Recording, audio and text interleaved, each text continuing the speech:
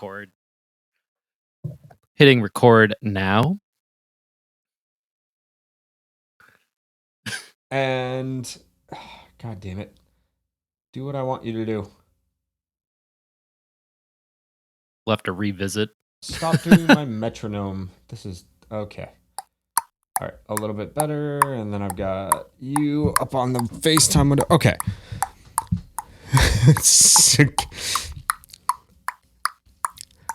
You know, for a bassist, you're pretty dog shit at being a metronome. I mean, I'm dog shit at every music thing. That's not true. Lunch table is legendary. That's fair. So 3, 2, 1.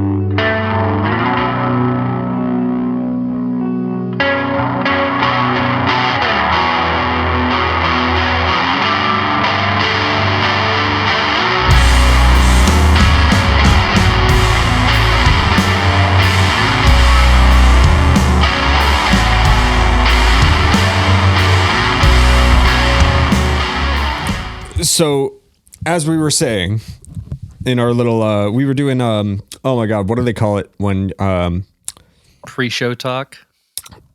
No, but there's a specific term for it. Oh, it's a chemistry read. During our little chemistry read there, I was starting to rant, and I'm just going to finish the rant, even though a lot of people aren't going to have context for this. The entire point of fantasy football is to win. Like, you are trying to win. And unfortunately, I have reached the point in the season where there is no chance in hell, unless every player in the NFL outside of my team just drops dead, there's no way that I'm going to be able to win this league. So I'm just trying not to be last. And you know what? The entire thing, the entire point of fantasy football is to win, but the other thing, and the thing that makes it fun, is that you're supposed to be managing. You are supposed to manage your team and your trades and your waiver wire, and like... That is true. You don't do a good job at that, my friend. I have not done a good job of that. Historically, I have not done a great job of that. But especially now that my back's against the wall, I'm sitting back and I'm like, okay, I'm going to take advantage of whatever opportunities present themselves.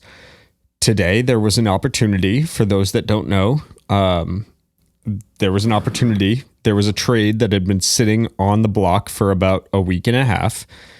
And I said, you know what? I'm going to pull the trigger on this trade. They want a star wide receiver who is currently out, and they're offering me 2 other wide receivers. They've probably forgotten about the trade, and that's fine. People forget. Fantasy football is not life. But if you're going to manage your team, then you need to also manage your trade and your waiver wire. And the trade was right there. And I took the competitive advantage of somebody else sitting back and not paying attention to it. And the trade went through. And then 20 minutes later, I'm on a group chat with the commissioner and the party who shall not be named. And they're like, oh, well, this isn't fair. This is, that wasn't done in good spirit. Fuck your good spirits. I'm trying to win. I mean, here's the thing. Like, don't put out a trade there if you aren't willing to accept it. You know what I mean? Exactly. Like, and that's what I didn't bring it up in the group chat, but I wanted, I always tell people, do not let me be petty. If you put me in a position to be petty, or that I feel justified in being petty, 9 times out of 10 I will. And today I wasn't. I accepted the commissioner's terms and just reversed the whole thing. But if I wanted to be petty when that group chat came up, I would have said, I fucking fleeced Dan on a trade less than 2 weeks ago. I don't know if you fleeced me or not. The jury is still out. I mean, so far, I think you have benefited more from that trade than me. I've 1,000,000,000% benefited more than you, especially given the position that my team was in. Like, but I will benefit more in the future. We hope, because I'm just hoping to see you win it all, and I just don't want to be the toilet bowl king. But like, which you might end up being. You're on track. I'm well on my way there. But that was the entire, like, that was my argument, and I made my distaste with this whole thing known. But that is, it's partially what I said. I decided to not be petty, and I realized that, like, hey, we're all friends, and I'm not trying to, like, if this was a work league, if this was people that I don't care about or that I didn't know personally, I absolutely would have thrown a shit fit over the commissioner turning around. When Sean turned around and he was like, well, would you have done that trade when it was proposed instead of when you knew that Drake London wasn't going to be able to play for weeks? It's like, wait, no, I didn't even know that he was injured. Yeah. So now I'm going to benefit even more from that because that's who I traded you. Yeah. But that's the entire thing, is that, like, no, of course, that's why I sat on my heels and I was like, well, I'll take the temperature. I'll see what's going on. And then heading into Thursday night, I took a look at the spread that I had and went, no, this is actually really going to benefit me. So yeah, I'm going to pull the trigger because the trigger is still there. The gun is still in my hand. It's not my fault that you put a loaded gun into my hand and placed my finger on the trigger and then forgot about it. It's your fault that I woke up and decided to be like, you know what? I'll shoot you in the face. It's fine. You put me in the position. Man, you're a little petty. Yes. I'm petty. I'm petty because people, you physically picked me up like a chess piece and put me on the board and said, hey, what if you were petty? And then you throw a fit when I sit back and go, yeah, I'm going to be petty. I'm going to, against my better judgment, against the fact that I knew that I was screwing somebody else over, which, by the way, it's fantasy football. It's a competitive league. I took a competitive advantage when I saw one. Yeah. Call me Bill Belichick, bitch. Man, we are getting off on a petty foot. We are hot. The block is hot tonight, Dan. Man.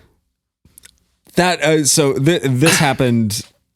It is Wednesday. It happened November about 19th. It happened about 6-7 minutes ago. Fuck you! Oh god, damn it! I hate everything. Oh, you You texted me that out of the blue. Get those fucking sunglasses off your face. Hey, AJ. Actually, no, don't. Hey, hi. Hold on. Before you say anything, hello, lovely listeners. Welcome back to the Packy Run podcast. My name is AJ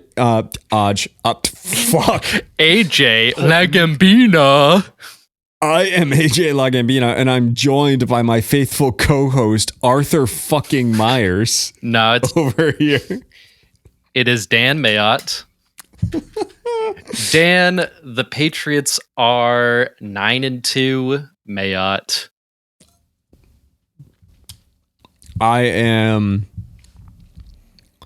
First of all, what a birthday gift. Yes. I landed Nashville, and I get the time to watch the Patriots win what was it was a little bit of a prove it game, right? Against the Bucks? Yeah. Yeah, that's I mean, that's like their second best opponent besides the Bills. Like Sunday afternoon, I get to park my ass and watch a prove it game for the Patriots that goes miraculously well. Like, there was never a point during that game where I was totally worried about what the outcome was going to be. Yeah, it was kind of never in doubt. I mean, there was a couple mistakes here and there, but like it was our game pretty much. I mean, I'll get into that in a little bit later, but I mean, it was pretty much our game. We could do whatever we wanted in that game. It was great. So the day before my birthday, Mike Vrabel and Drake May turn around and give me an early gift of, hey, this is one of the games where as the season has progressed, I've kind of sat back and went like, ooh, this one could be rough. This could be, this is a real contender. Yeah. And they turn around and they hand me a win on a silver platter. And then 3 days after my birthday, we're in prime time. We're on Thursday Night Football.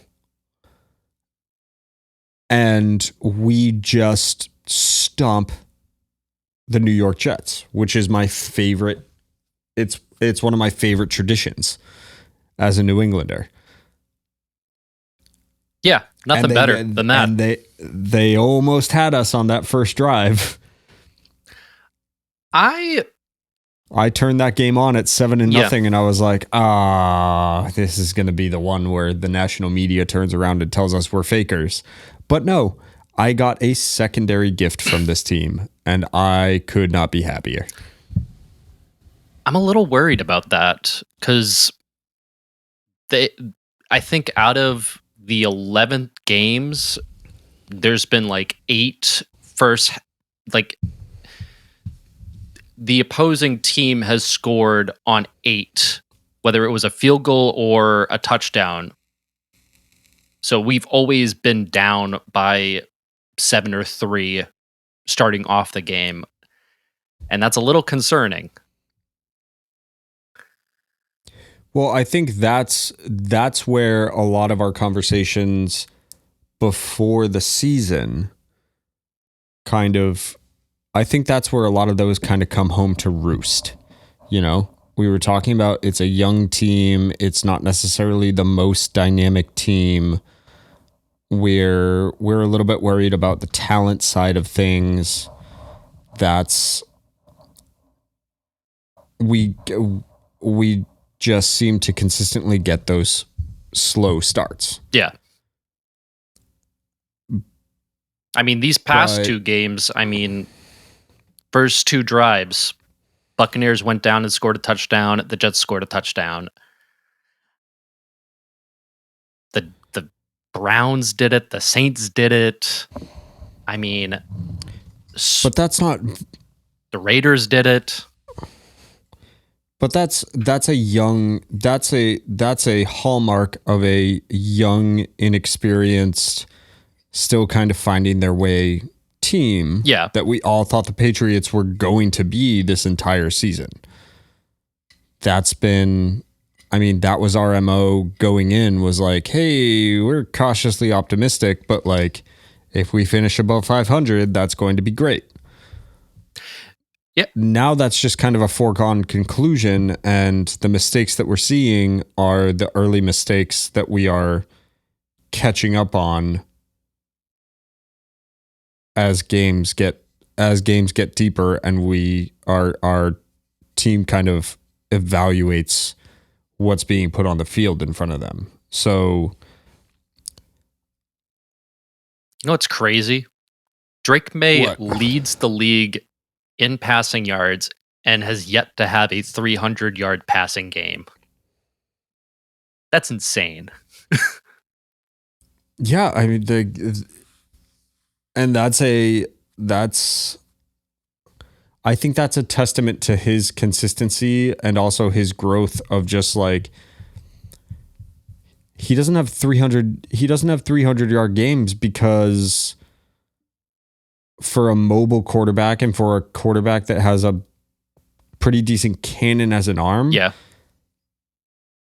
he's not being put in positions where he has to go get junk yards like that. He doesn't have to Hail Mary. He's not.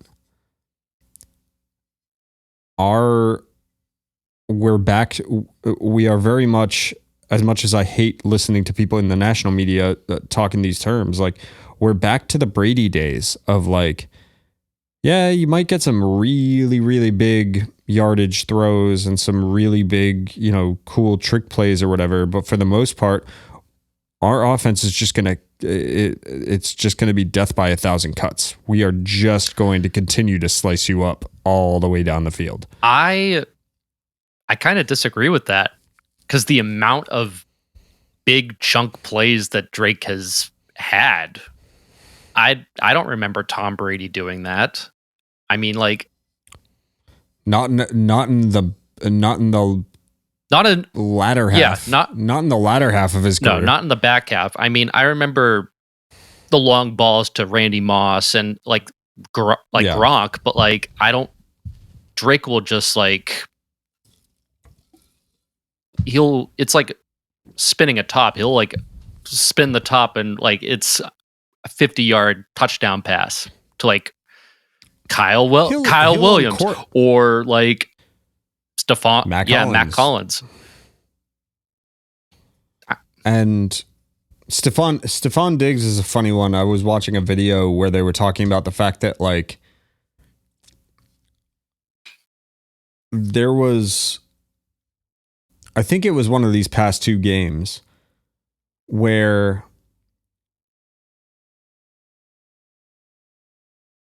I forget what the statistic was, but it was something ridiculously low. It was like he only lined up in the same position throughout a game like 20% of the time. They move him so much around the formation that like Stephon Diggs has not had like a huge like bomb of a throw to him down. Like he's not extending the field, right? But defenses are really struggling to cover him because he's never in the same place twice. That's a testament to Josh McDaniels and the type of scheming that he's done for Drake May and also Stephon Diggs. I mean, hats off to Josh McDaniels. He's done a fantastic job with Drake May this season. Yeah. Like absolutely, hands down. I mean, there's a lot of good things about this team. I think we have the best rushing defense in the entire league. We haven't given up a 100-yard rusher at all this season so far. That's awesome. And you couple that with the fact that our rushing attack is lethal. Oh, yeah. Absolutely. And also, welcome to the big time, Travion Henderson. Also, he has stepped up the last 2 weeks, finally. I mean, he's had to. I mean, Ramondre Stevenson's been out. Antonio Gibson, he's lost for the season, unfortunately. That sucks. But yeah, he's done a great job. Yeah. I have been very, very happy, especially with these past two games. Like, this is Patriots football is back, and I am all the way here for it. Yeah, absolutely. Drake May, I mean, I think when we were talking at the beginning of this season and we were going over wins and losses, I said, I think, because I was going down the list, I was like, oh yeah, 11-6. And I was like, I'm probably going to reel that back in and say more like 9-8. Actually, didn't I say 12-5 or something like that? It was something crazy. And now I'm like, this is not out of the realm of possibilities. Yeah, I mean, it's an easy schedule. It's a paper soft schedule, and I think people want to discredit it so badly. We're just beating the teams that are. It's not our fault that our schedule was laid out the way it is. It's just we're beating the teams that are in front of us. And my thing, as far as the final count goes, when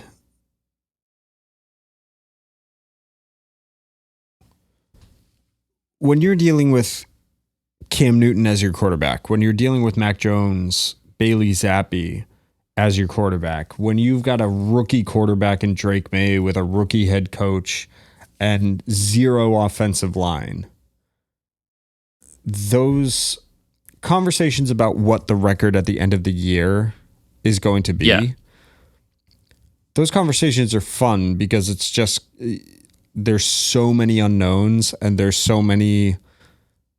so many variables that you do kind of sit back and you go, well, on paper, can we win this? Would we be able to do it against this team that's a little bit more established? The question marks make those conversations fun. Now I'm sitting back and I'm going, I have no interest in the record anymore. Yeah. Whatever the record is, I think it's going to be a winning one. I think we're already at a winning record. I mean, like, we could lose the rest of the games. We're first in the AFC. We could lose the rest of the games this season, and we will still have a positive record. Which then the conversation becomes even more fun, but a little bit less of a nuanced kind of question kind of deal. The discussion becomes, okay, well, how deep do you now we're back to the way that you and I used to talk when we were in college and we were watching Brady. Now we're sitting back and it's like, okay, it's a, knock on wood, it's a pretty safe bet that we get ourselves to the playoffs. Oh, how deep do we go? Because there's a lot of people, especially people that talk football professionally, that are sitting back and being like, oh, this is a Super Bowl winning team. No, not yet. I'm hesitant to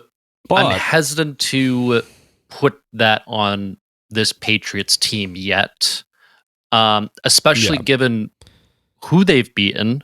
I mean, I remember 2020 when the Steelers went 11-0 to start the season, and then they got bounced in the first round of the playoffs. I mean, and they had a terrible end to the season. Like, that happened pretty recently. They also had a paper soft schedule. I mean, it's tough because I'm not counting the Chiefs and the Ravens out just yet. Those teams are too good not to be in the playoffs. They had rough starts to the season, but I trust Kansas City and the Ravens more than the Jaguars. I trust them more than the Chargers, who are both right now in the playoffs. I trust them more than the Texans. All three of those teams are ahead of those two teams right now.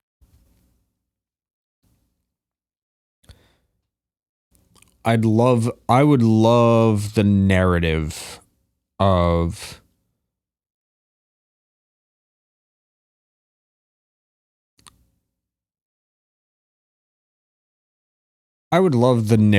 us getting to, again, I'm not quite seeing Super Bowl yet, but I would love the narrative of us getting I'm not saying it'll happen, but if the Patriots made their way to the AFC Championship game and the Chiefs didn't,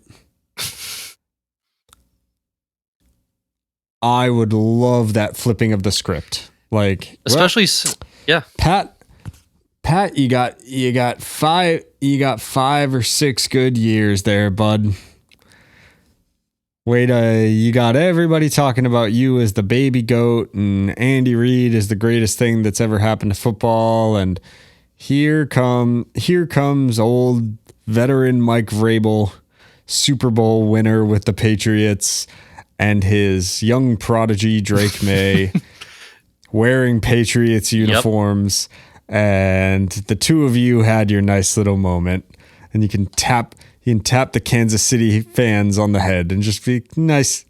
That was nice, bud. Thanks for entertaining us. We'll take it from here. Funny enough, Mike Vrabel did play for the Chiefs. Fun fact. Yeah, he did.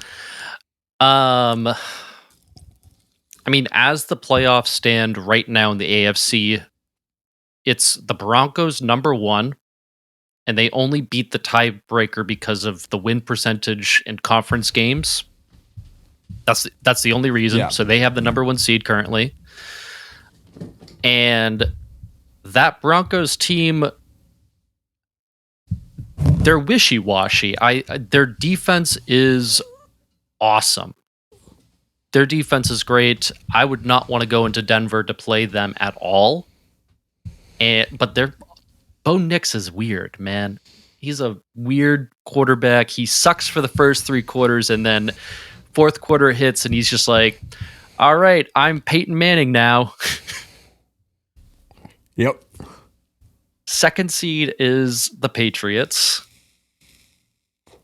Third seed is the Colts. And Colts have been a very surprise team so far this season. And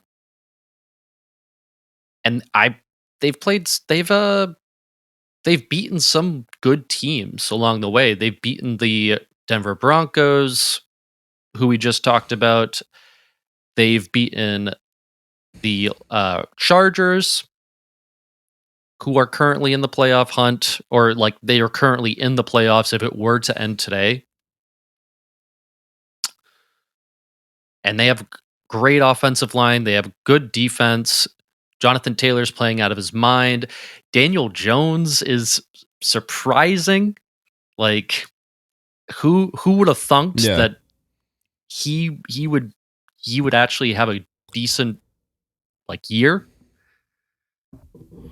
Here comes Danny Dimes. Danny Derps. Danny Derps.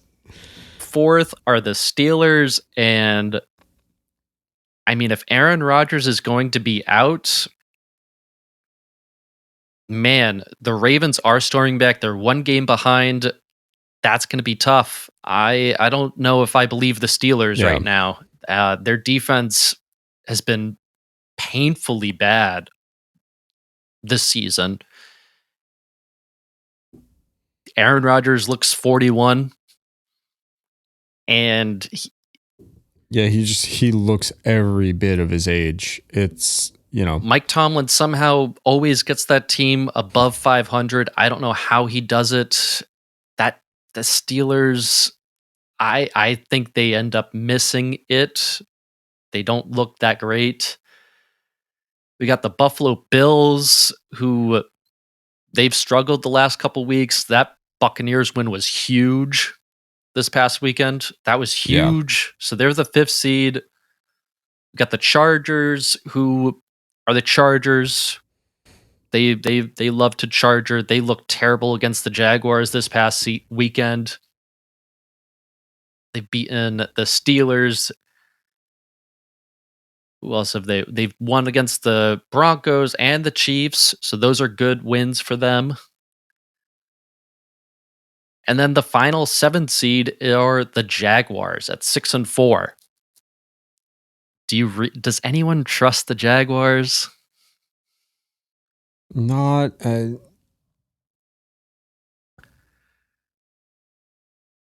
I trust the Jaguars as much as I could throw them. And I mean, if I put that entire team on one arm and tried to throw them, if I tried to throw a solid 2,000 pounds of flesh, like they're not going anywhere. I'm not. I don't think anyone is concerned with the Jaguars.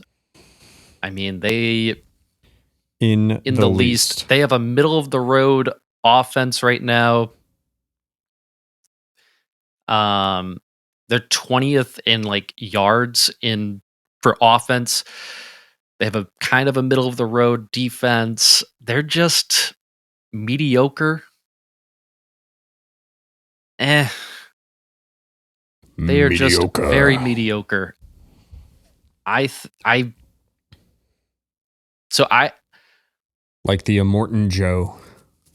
I mean, it would be huge for the Patriots to get that home field advantage and keep their foot on the gas for that division. That would be huge.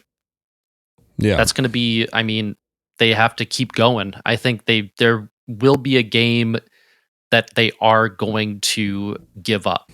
There's going to be a trap game here. And it has, like, every single week, I've been waiting for the other foot to go down. And I'm like, they have to lose, right? They can't keep this up. They can't keep going like this. That's what I was quietly thinking about the Tampa Bay game. Justine was quietly thinking that about the Jets game, and I was like, "There's no way. There's no way." Not against the Jets. I couldn't bring myself to say something like that out loud. But I thought the Buccaneers game, like, all right, this is going to be a tough game. I think this is the game that they're going to lose. And honestly, they probably should have lost that Atlanta game. If Atlanta wasn't, they're incompetent in everything that they do. Yeah, their whole existence is 28-3, and they've never recovered since. They haven't recovered. No, I thought I was quietly sitting there thinking about it, sitting in an airport waiting for football to start. I was sitting there and thinking about it and reading over, everybody's takes about what was going to come over the weekend. And I was like, I don't know. I think Dan might be right about Baker. He and his team might have the gas to, take the wind out of our sails. And instead, we're doing all right. The thing is, like, there is so much parity in the NFL this year, I feel like. There's not one team that I definitively am like, that's the best team in the league, because every team has their flaws. Like, Philly is they're a pretty flawed team. Like, their offense has been terrible this season. They've been just flat, like a pancake offense. I'm trying to think of other teams. I mean, Denver Bronco, I don't know about Bo Nix. He keeps winning he keeps Tebowing these games, like pulling games out of his ass. But, like, I don't know. The Colts, like, do we really trust Daniel Jones? Is Daniel Jones really somebody that we sit back and are like, wow, what a great quarterback?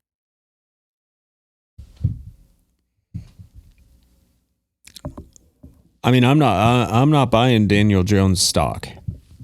I mean, I picked him up on fantasy, but that's just because, like, I needed a backup. Yeah. I needed a roster spot. I mean, the Rams look pretty good. Rams are probably like that one team where I'm like, okay. Because Matthew Stafford has played out of his mind. That defense, Yeah, he was supposed to have a pretty decent fall off this year. Everyone was right? predicting it. Everyone was like, "Oh yeah, he was injury plagued too." Yeah. Coming into the season, they were like, "Oh, I don't know about Matthew Stafford. He doesn't look that great." He's been fantastic this season so far. He's been great. The Seahawks, man, like I don't trust the Seahawks. If I had to say it, like they beat up on the Commanders and the the Cardinals. Both of those teams are pretty bad. And they lost against the Rams. Just there's a lot of questions. The Commanders were supposed to be one of the ones to look out for this season too, and without Jaden Daniels, they have just floundered. Even with Jaden Daniels, they've just kind of floundered. Like considerably old. I mean, like they picked up Deebo Samuel. Deebo is like 29 years old. Terry McLaurin's 30 years old. Austin Eckler's 30 years old. They picked him up the other offseason. Bobby Wagner's 35. I mean, Lerma Tunsil, he's like 33, 32 years old. It's just an old team. I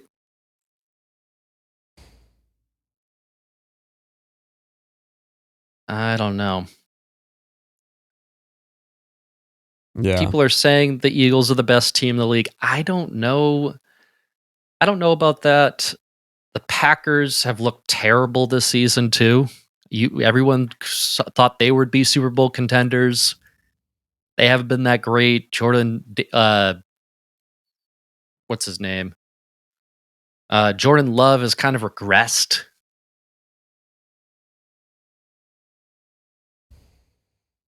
Are the Patriots Super Bowl contenders? For the moment, yes. But I'm not shouting it. I'm not like not driving that bus. You know what I mean? I'm like, yeah, I'm all here for wishful thinking, but also I really don't want to get too far ahead of ourselves.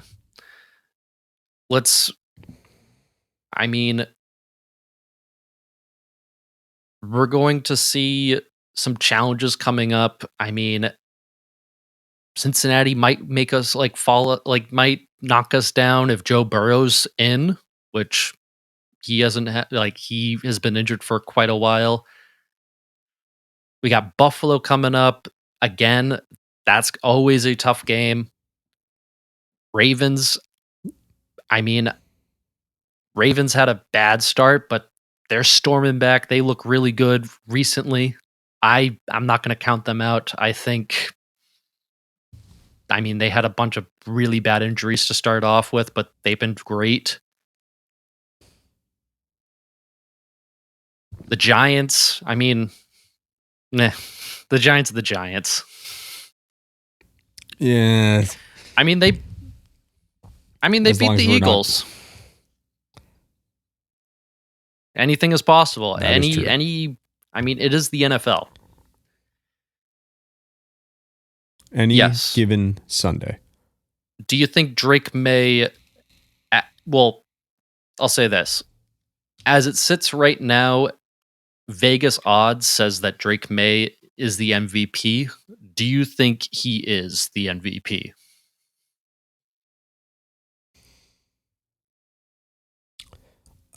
From everything I've seen, the stats say... his stats just say yes. His completion percentage is off the friggin' charts. He had so many struggles in his rookie year, and he had flashes, right? there was like, he was good for at least one play a game where you would sit back and go, oh, of course, yes, that's why we took him 3rd overall. That's why he's our guy. He had the raw natural talent, but he had footwork issues. He had he had roster issues. There were so many things that kind of kept him in that position of like, he's pretty, pretty good for a rookie. Like, enough to get Patriots fans excited, but not enough for, I mean, the national, the last season when the Patriots were mentioned on national media,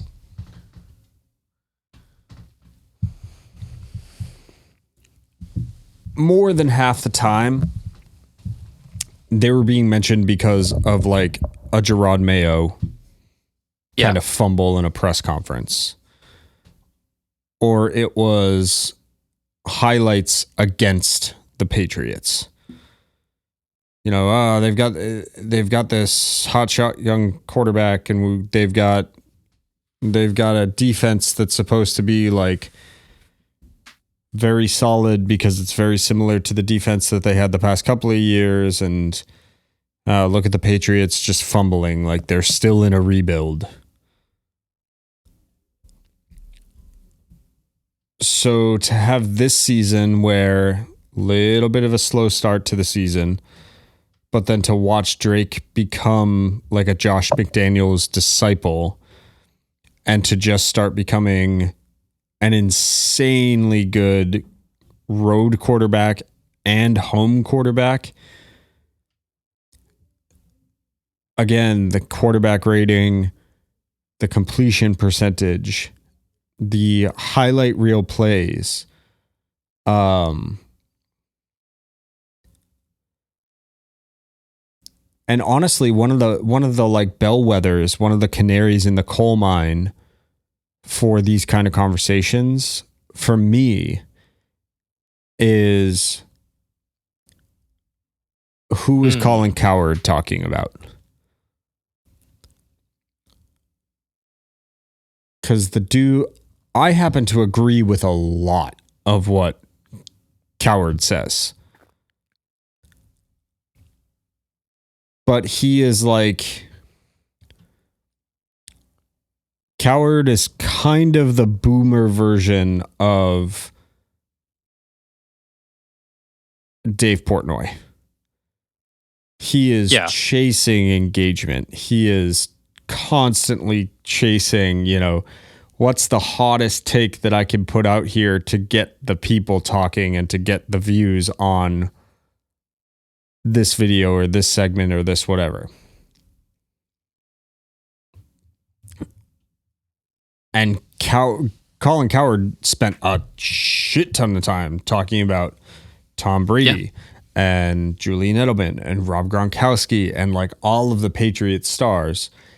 And then when those guys systematically just kind of left, Cowherd stopped talking about the Patriots. Because it was about Patrick Mahomes, Travis Kelce, Andy Reid, all those guys. Exactly.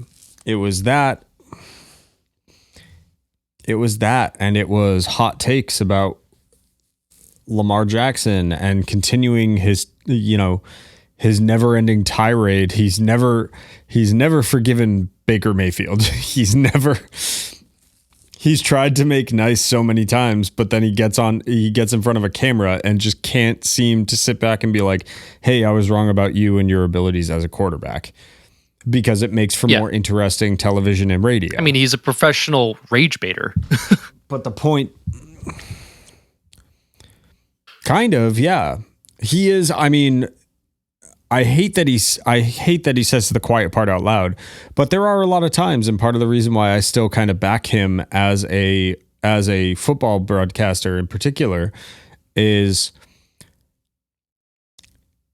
he's kind of a blowhard, but he's not.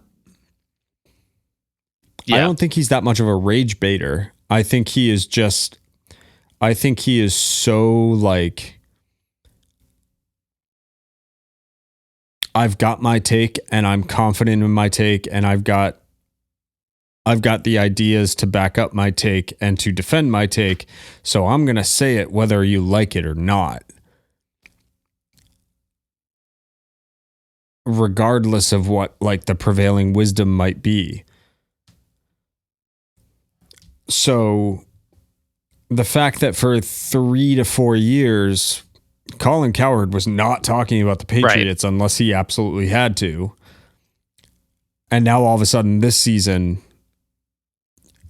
every day he gets on the mic, there's a segment about the New England Patriots. And, you know, we've always known that Josh McDaniels was a great offensive coordinator, and look at what he's done with Drake May. And isn't Drake May so impressive? And he's doing so much with so little. And look at how a year ago we were all talking about the Patriots being in a rebuild, and now people are talking about them as legitimate Super Bowl contenders. And it's like, oh, well, yeah. I hate that he calls himself Uncle Colin, but like if Uncle Colin's paying attention, I think that's a pretty good bellwether that the rest of the league should probably be taking notice.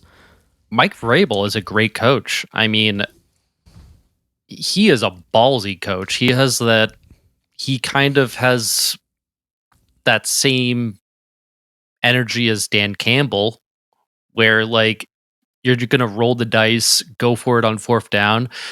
During that Bucs game, that huge, so like they got down in like the last 2 minutes.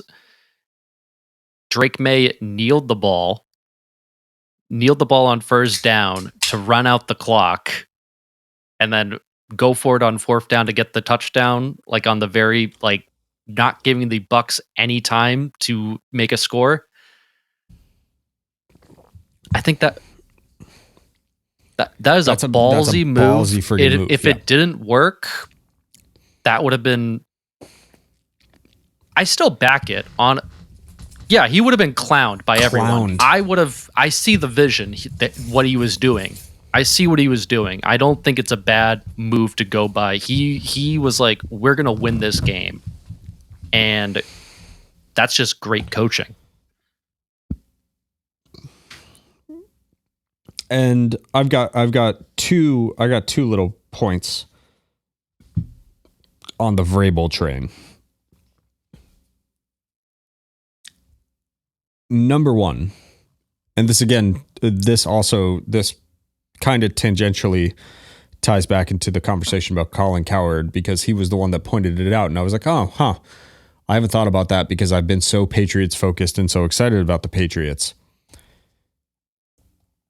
Cowherd made the point of like, if you want to talk about good coaching and like Vrabel's ability to get the most out of a player, Vrabel was the coach that put the final nail on the coffin of the Patriots dynasty. And he did it with Ryan freaking Tannehill. He marched the Tennessee Flaming Thumbtacks with Ryan Tannehill as their quarterback into Gillette Stadium and handed Brady his final loss in his final game as a New England Patriot.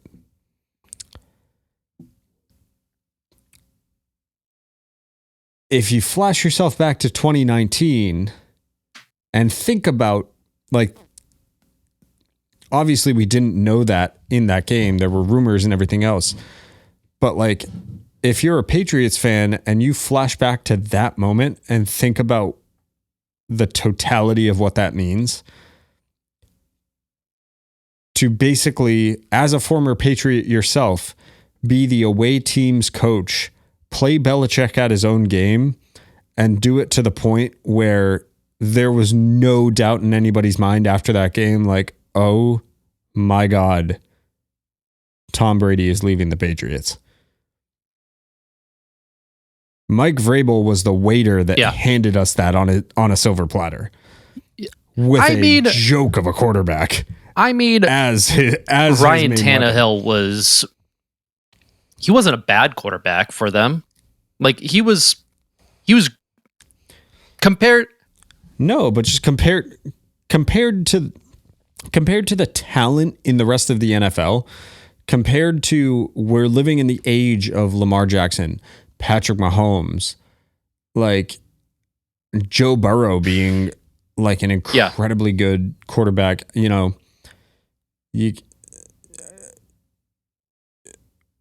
at that time in 2019, Russell Wilson wasn't he was still entirely a joke. You've got this stable of just fantastic quarterback play across the league. And they're all a little bit dwarfed by 20 years of success underneath Tom Brady. And you're telling me that you're able to not end Brady's reign, but Brady's reign with the Patriots? Mike Vrabel is going to come in with Ryan friggin' Tannehill and the Tennessee Titans, who have always kind of been a doormat for the NFL.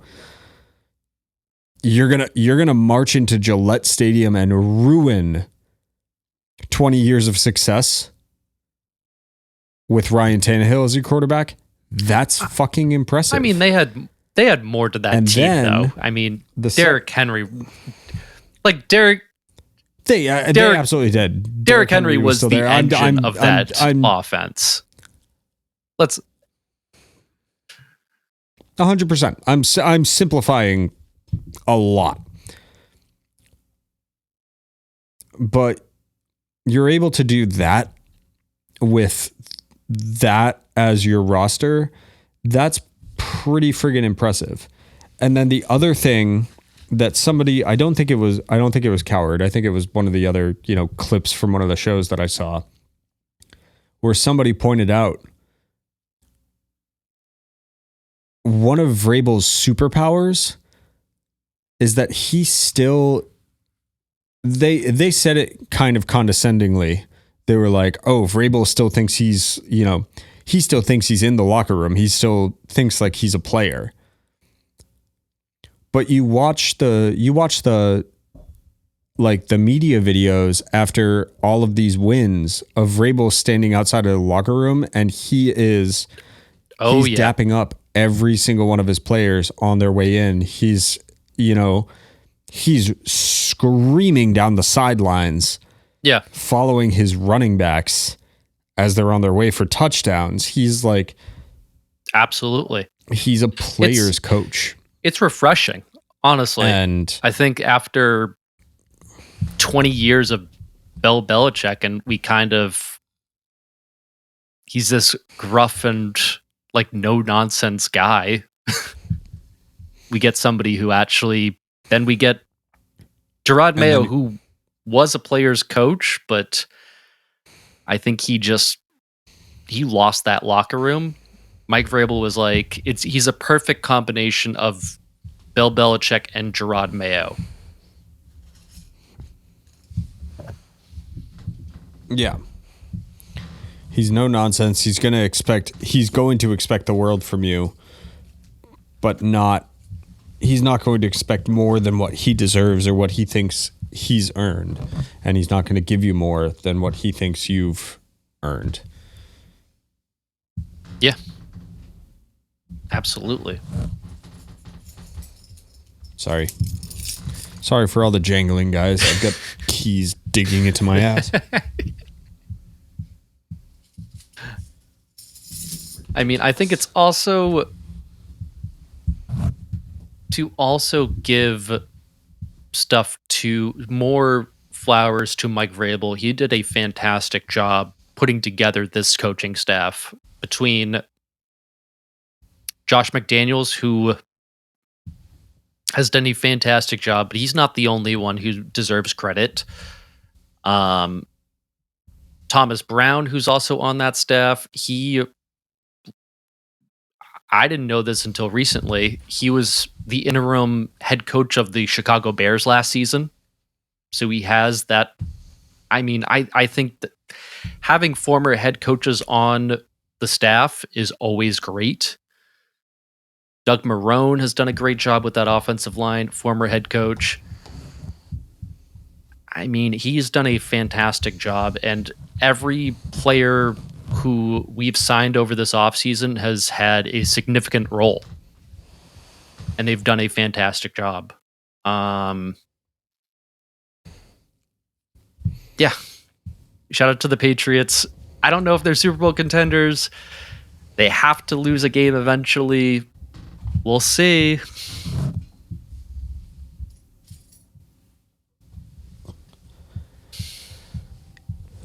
Yeah, I think I don't want them to lose any games.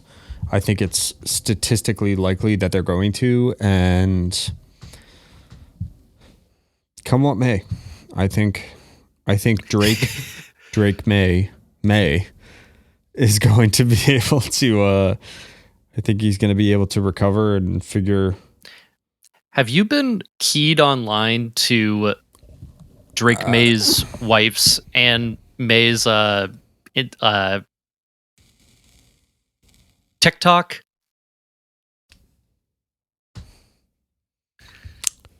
She's shown up a couple of times.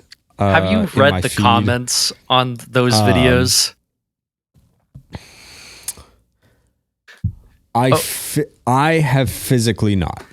It was within the past 2 weeks that I was turned on to this, and it was because people were writing think pieces about it. Yeah. She came up on my For You page. Like the algorithm knew, oh, Patriots fan, we're going to throw you some of this. I get a lot of cooking videos and stuff like that. Like I don't know if you knew this about me, Dan, but I'm a domesticated man. I'm a married man. Oh, you cook? I'm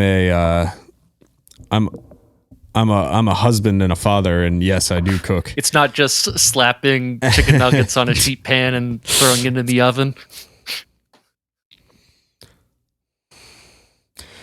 Not since Trader Joe's got rid of those little chicken drummies. I'm still mad about that. Finally get myself within I'm spitting distance from like 6 Trader Joe's, and I can't get those. Do you remember the chicken drummies that we used to get? I don't remember those. At the Derby House. They were chicken nuggets, but they were shaped like little drumsticks. The Trader Joe's had? Oh my God, those things. You got to do the pop them in the oven. Buffalo chicken wontons. Those are good. Those are. Oh, that hits. That shit's good. But no, I saw some of her videos, and I remember seeing it and being like, oh yeah, that's Drake May's wife. That's fun. And then it was just in the past 2 weeks where I started seeing people tweeting about it and think pieces and everything, and they were like, Patriots Nation has taken over this poor girl. I feel bad for her because people are like commenting like the weirdest shit on her videos. Hey, please give Drake a big no, like it's literally shit like that. Yeah, that's a quote. That's something that somebody typed. Or like rub his tummy after you should let Drake have these and rub his tummy for good digestion or something like that. Yeah, don't let Drake eat too much of this, but also let him have everything that he wants. Like, hey, make sure that Drake really likes this meal, because if he doesn't, he might not perform, and my mental health depends on it. Leave this poor girl alone. let her just exist, please.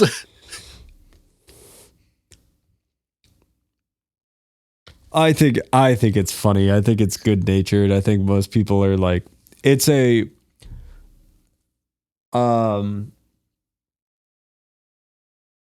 weirdly, and it reminds me of the like.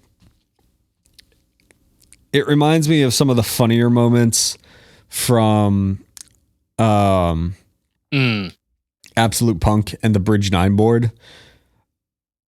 It's like the humor and the ridiculousness of the internet.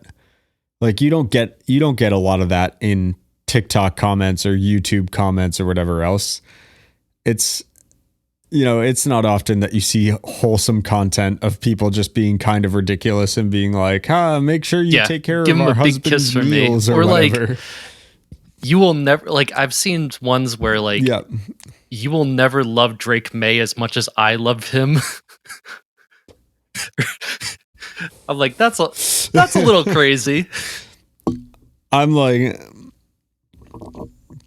that's a little crazy, but I think a lot of that is good-natured fun as opposed to like just so much of the other shit you see, especially when you look at the comment sections of any of the platforms on the internet lately. You just see a lot of people just being that's true unhinged in the worst way, and then you see this girl that's like, here's my warm weather out or my cold weather outfit because I'm gonna be, you know, out in the cold at Gillette Stadium, and people are like, hey, make sure you keep that jacket warm in case Drake needs an extra layer so he doesn't get too chilly.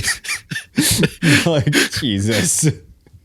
Like that's hilarious. You know what? I'm gonna let you have that one, Patriots Nation. Please continue. I'm sure that she did not sign up for this. She didn't sign up for this.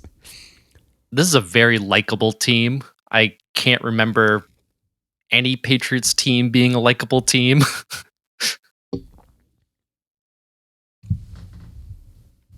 And that's saying something with like friggin' Stephon Diggs and his 8 children that he's about to have with 6 different mothers.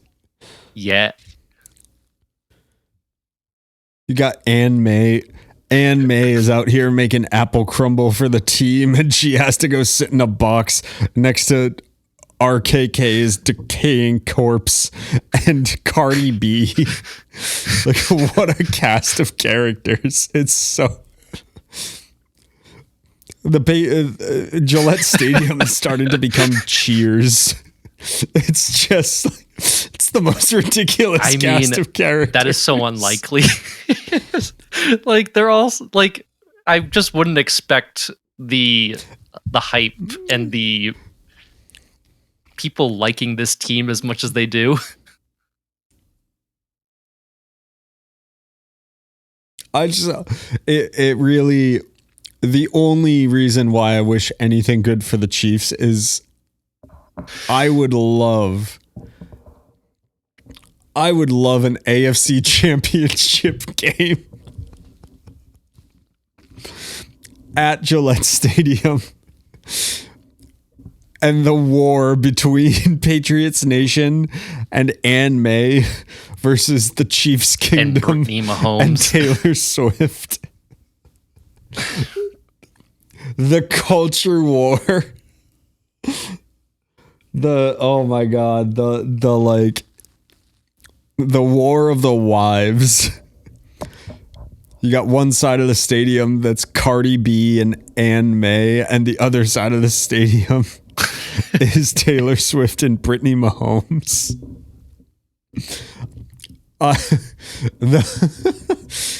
The culture war, like, wife of the players kind of stands in the stadium.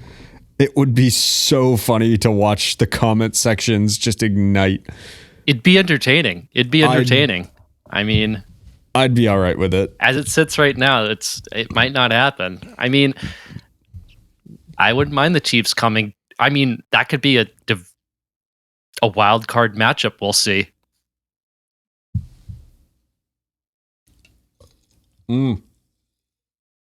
I'd be okay. I would be fine with that. I'd be okay with it. Yeah. I'd be fine with that. I'd be more than happy with that. But yeah, just what an unlikely turn of events that we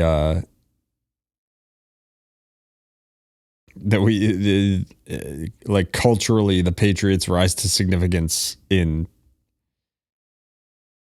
not only because they are so ridiculously better than I think even the biggest homers, even the people that were so blinded by their Patriots fandom. I don't think anybody expected us to be feeling this good and being so entertained this season. Yeah, the way that we have. No way. You got anything else on the football front? I mean, I think the only other thing I have is the Chiefs-Colts game is going to be pretty entertaining. Hopefully, I mean, we'll see what the Colts do against the Chiefs. Maybe the Chiefs will win. I mean, that's going to be a tough game for the Colts. Buccaneers and Rams, looking forward to that on Sunday night. Two good teams.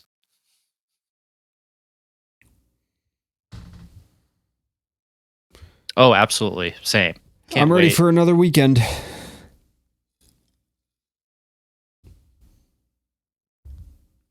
The re-entry this week has been rough.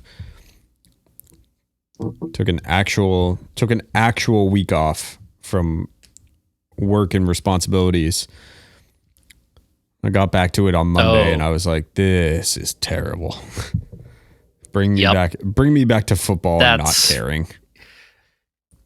That's always rough coming back after a vacation.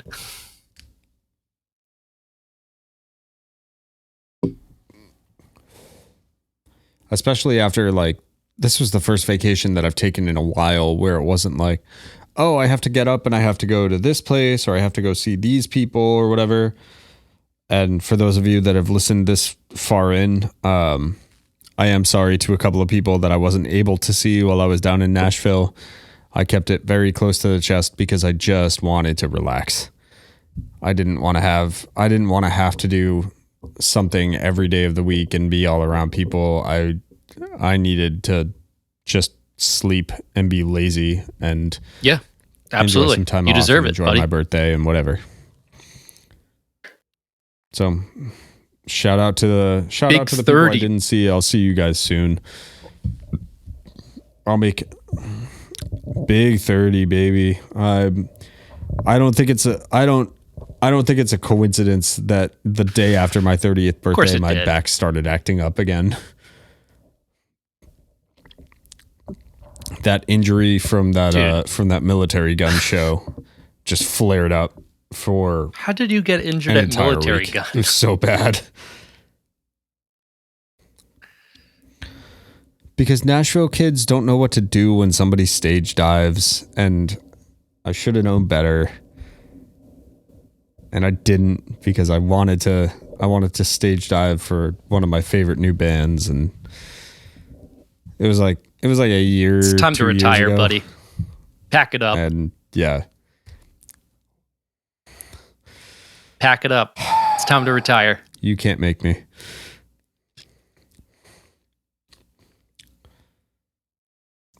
I still got it in at the I saw Church show recently too. 2 weeks ago. It was awesome. They're fantastic. Bro, how good how good is that band? They're one of those bands I don't know any of the lyrics to their songs, but I don't know, it's just vibes, man. They're just great. You don't have to. That's kind of the entire thing though, is the band writes all the music and finishes songs, and then Pat Kindling goes in and works on vocals after the record is finished. Like all of those songs are completely put together. And then he just comes in and tries to like bark his way through some sort of melody, and it all they're gets kind of like random lyrics in the studio. I'm like, what the fuck do you mean by that, like, buddy? Oh, I love it. If you've read Pat Kinlan's comics or follow his Substack or listen to any of the 16 podcasts he's on, like he just thinks so deeply and so differently all the time. For sure. Dude, I love that dude so much.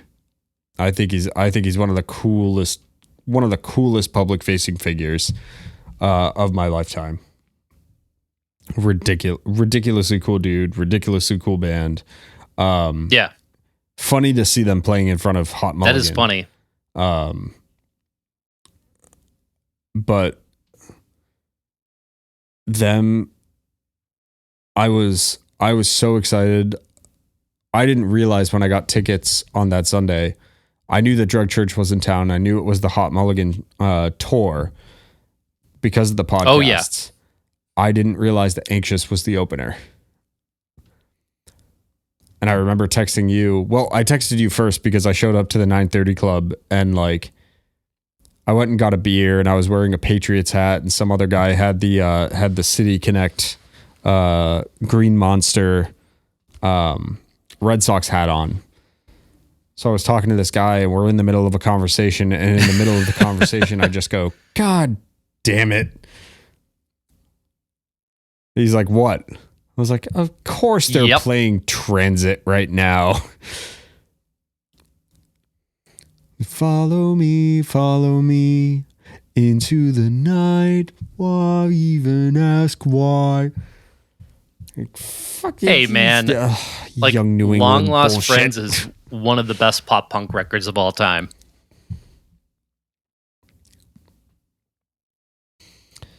They've got some undeniably good songs.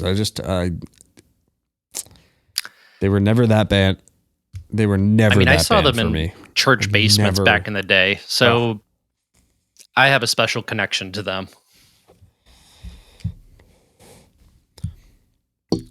I mean, Boston on top always, but still, never that band for me. But yeah, shout out Drug Church, shout out Hot Mulligan, shout out Anxious. Arm's Length. I forget who the fourth band on the bill was. Arm's Length. Yeah, they really kind of front loaded with some heavier stuff, and then Hot Mulligan as the headliner. I mean, I went to the show in Boston. It's a cool setup. I don't know Hot Mulligan that well. They're not that band for me. But I caught some of their set and then I was like, I'm gonna leave. I'm gonna go home.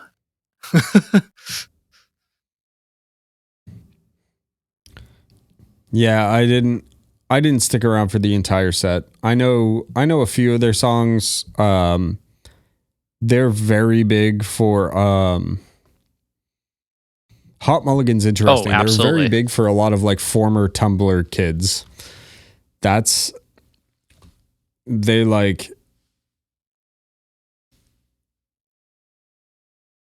the people that were like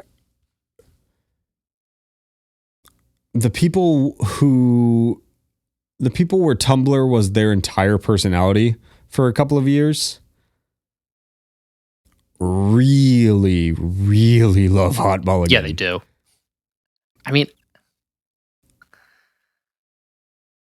and I don't entirely know why that is, but like it is that is an observation that I've had where it's like, oh yeah, you're like, you talk to somebody and they're like, yeah, I'm into alternative and like pop punk and, you know, I listen to a little bit of hardcore and stuff. That Turnstile band's pretty cool and whatever. And then you ask them like, what's your favorite band right now? Like, who's your favorite current band?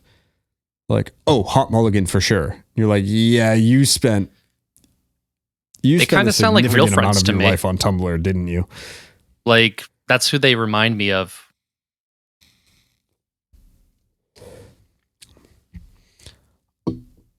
You sent me that text too. You were like, basically. "Oh, it's Real Friends with a different coat of paint." I'm like, yeah, that's pretty much it. I think they're better than Real Friends, but that is exactly Puck? or what's the other one? Oh shit. Yes. Yeah, that's the one. That was one band I like never Puck, but with got a into. Different coat of paint. Like I thought I should have. Dude, I've you know that I've always had issues with transit. Like I've never been a big transit guy, but dude, so former guest on the podcast, probably a guest again at some point. Do you remember Brad talking about the front bottoms and how much he hated the front bottoms and all of his reasons for hating the front bottoms? All of Brad's reasons for hating the front bottoms are all of my reasons for hating Knuckle Puck. Like I'm sorry. I do not think this is a good band. I do not like this band. I don't think they're particularly talented. I don't think that they write particularly good songs. The way that their songs are structured and mixed and mastered, and I don't. Knuckle Puck was one of those bands where I was always like, even so, I never liked Man Overboard either. And I should have, because I was like, I love Jesse Cannon. I think he's a great producer. I think he's a great like business mind. And he pioneered so much of that like defend pop punk kind of thing. But I never liked Man Overboard. And even Man Overboard had a couple of songs where I was like, oh, okay. Like they've kind of got this thing going on. They've got something that's worthwhile here. Every time somebody showed me a Knuckle Puck song, I was just like, this is not good. I like Man Overboard.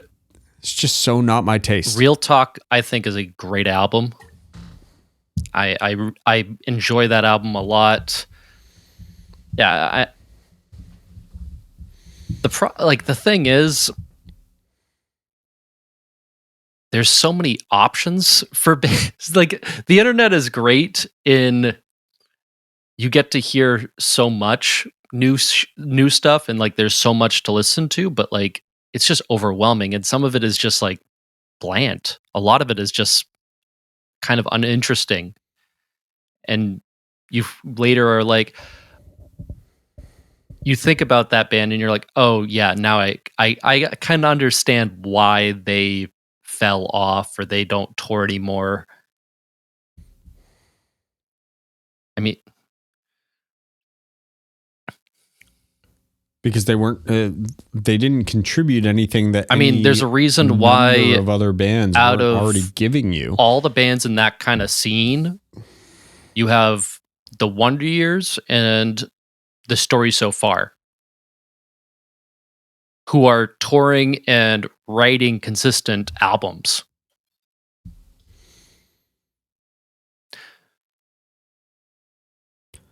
And like the saddest casualty of that entire thing is A Loss for Words.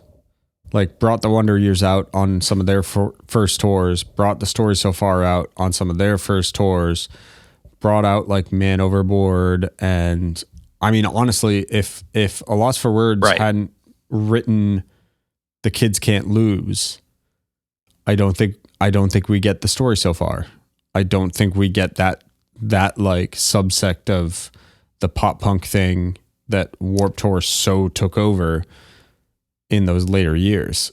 And unfortunately, like A Loss for Words was a little bit too early. But sound. I also think they kind of killed their momentum putting out that. I mean, I don't mind this album, but I think what killed their momentum was that Motown's cover record.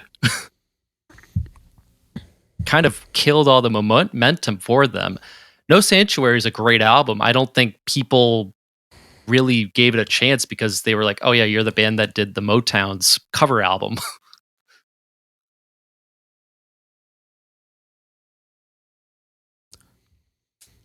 Well, no, it's funny how many bands from New England have done exactly 4 Years that. Strong did a cover album as well. Like in between Rise and Die Trying and Enemy of the World, and somehow it worked for them.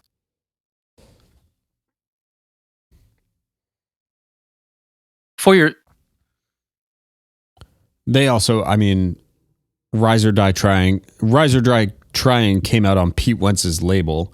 So like for a band that heavy doing that A Day to Remember thing before A Day to Remember really did it, like they had a little bit more in the way of resources than like And a Loss for Words. I mean, did. But it always does kind of suck, like going back and listening to especially those first few A Loss for Words albums, and you sit back and you're like, I think A Loss for Words did The Story So Far sound better than The Story So Far really ever has. And I think they were a little bit more versatile, but they came to it too early. I think that the intent and the idea of the Motown Records or the Motown Classics album, I think that was a good idea, because I remember there was an interview with Maddie leading up to that where he was like, yeah, we wanted to do it before it became like pop, fair enough. Pop punk goes, or punk goes Motown or whatever. Like they wanted to kind of do that before it became like the next cool thing or the next gimmicky thing. I like that and I respect it, but I think you might be onto something there where like that did kind of kill some momentum, and then there were just, I mean, the Wonder Years. They kill any band. I mean,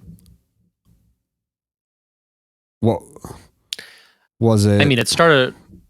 Was it Suburbia? Or The Upsides. What was the other one? It wasn't The Greatest Generation, but there were two. Was it The Upsides? Yeah, The Upsides came out not that long after that, and No Sleep Records was kind of on the ascension at that point. Like there was just kind of like this swell of the more hardcore tinged pop punk, plus the same labels that were putting out that kind of stuff were also getting in early, like the Run for Cover records, the No Sleep records, the Top Shelf records. All of them had their emo revival kind of thing starting to come back up. And next thing you know, like those bands with those labels took off in a way where, you know, A Loss for Words ended up kind of stranded on a metalcore label that was way more interested in putting out Of Mice and Men records than a pop punk band that had been around a little bit too long, had already kind of done that sound, I would argue, to perfection. But as far as the marketplace was concerned, like nobody was going back and listening to a 5-year-old The Kids Under Soil Can't Lose and Dirt, or when like The Story So Far puts out what you don't see. And, you know, next thing you know, like people are sitting there talking about The Story So Far like they invented this shit, and you're like, oh, well, there's this little band from Boston that actually did it first and kind of did it better. I mean, another you guys go band off, I who guess. was kind of early in their kind of early adapters to that sound as well, Polar Bear Club.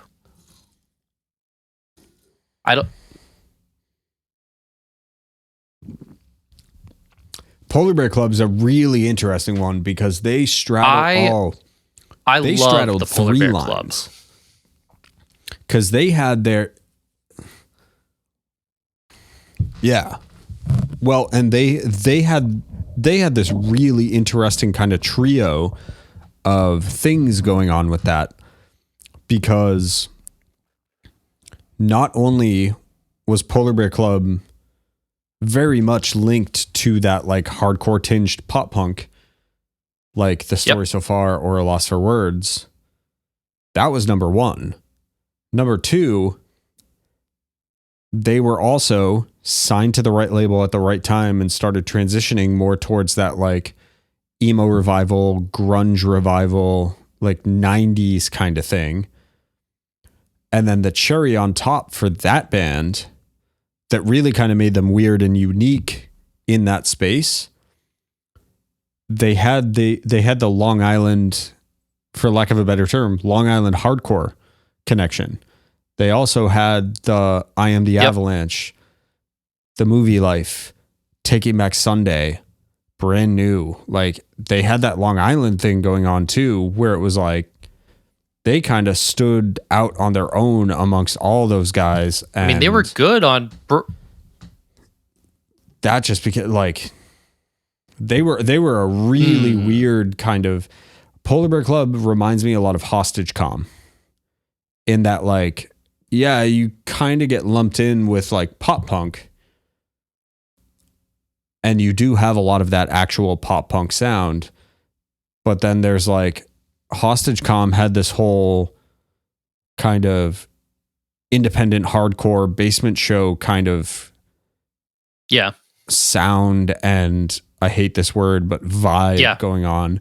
And then they also had like a bunch of ska. Random ska parts, like bona fides coming with them too. They're like,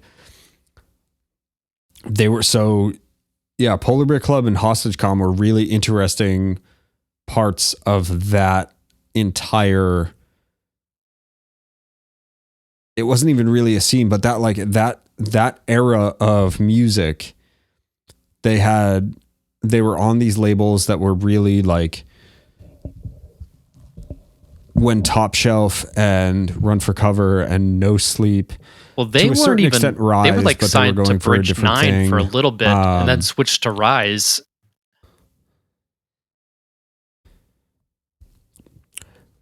Bridge 9 kind of got in. Bridge 9 kind of had like not a renaissance, but they had a little bit of a bump too when it came to those kind of things. But those were like there was this thing where like labels, someone can jump into the comments or email us or something, correct me if I'm wrong, but from where I'm standing, for a long time, the entire point of the record label was more of like a collective thing of like, hey, we can provide capital and we can provide resources and we can try and elevate this music, right? It was purely to be involved with the label was purely a business decision. And independent labels were cool because the network was so small. But independent labels were still doing the same thing that a major label was doing. It was trying to, they want a little bit of a piece of the pie, but they can broaden the horizons. And in the early 2000s through some of the 2010s, there was this really cool moment where the major labels were all kind of floundering because they were so slow to figure out the internet thing.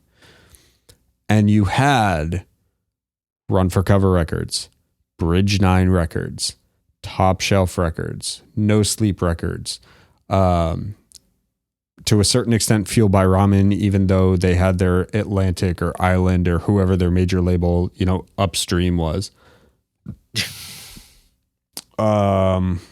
Saddle Creek. Who else am I forgetting? There's like this whole swell between probably 2009 right up until the fall off was really right around 2018, heading into the pandemic, heading into 2020. But there was this like 15-year window where there's a whole shit ton of labels that not only were they a business entity, not only were they a network and a source of capital and a business venture, they were curators. Like, do you remember? Because I remember vividly the first time that I went to the Run for Cover Records website. Go ahead. No, you go ahead. And it was because... Go ahead. I had been on Absolute Punk. I had been in the forums. I had been...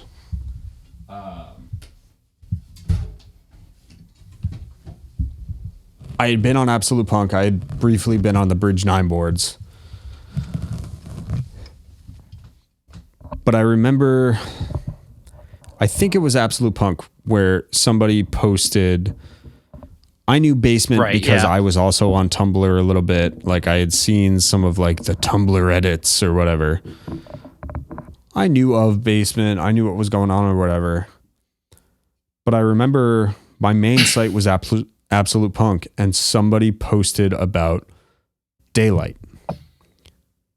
Now Super Heaven. But somebody posted, I think it was in like a Basement thread. They were like, have you heard? Or no.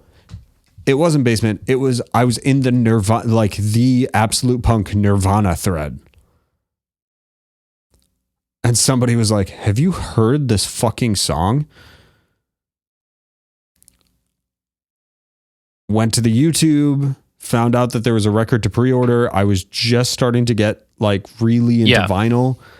Was like, I'm going to pre-order this record. This sounds incredible.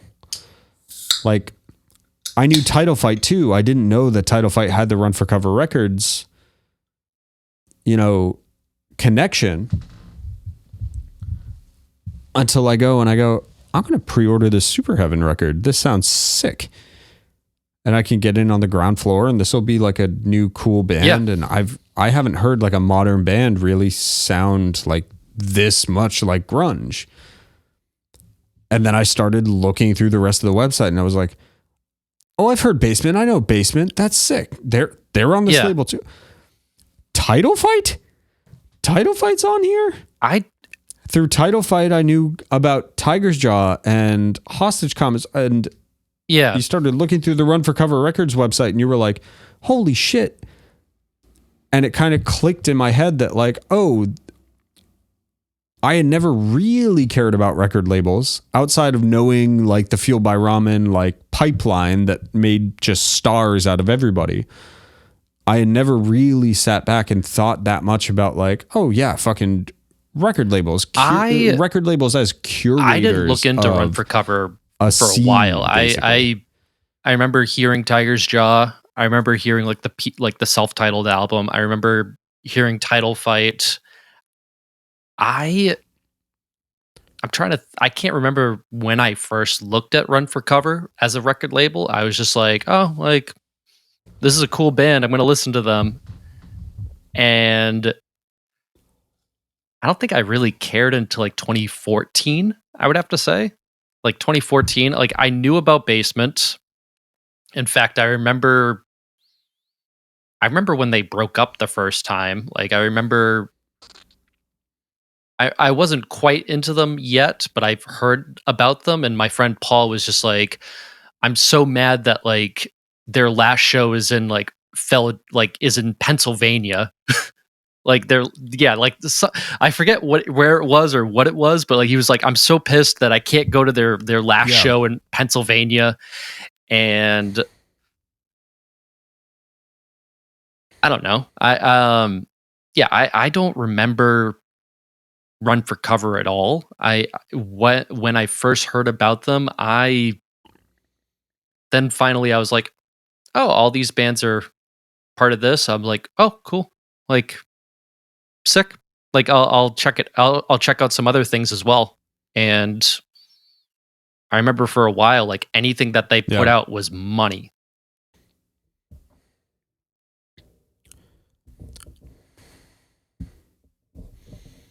And I remember the thing is that like the first label that I was like loyal to like that was No Sleep. And it was because of Balance and Composure.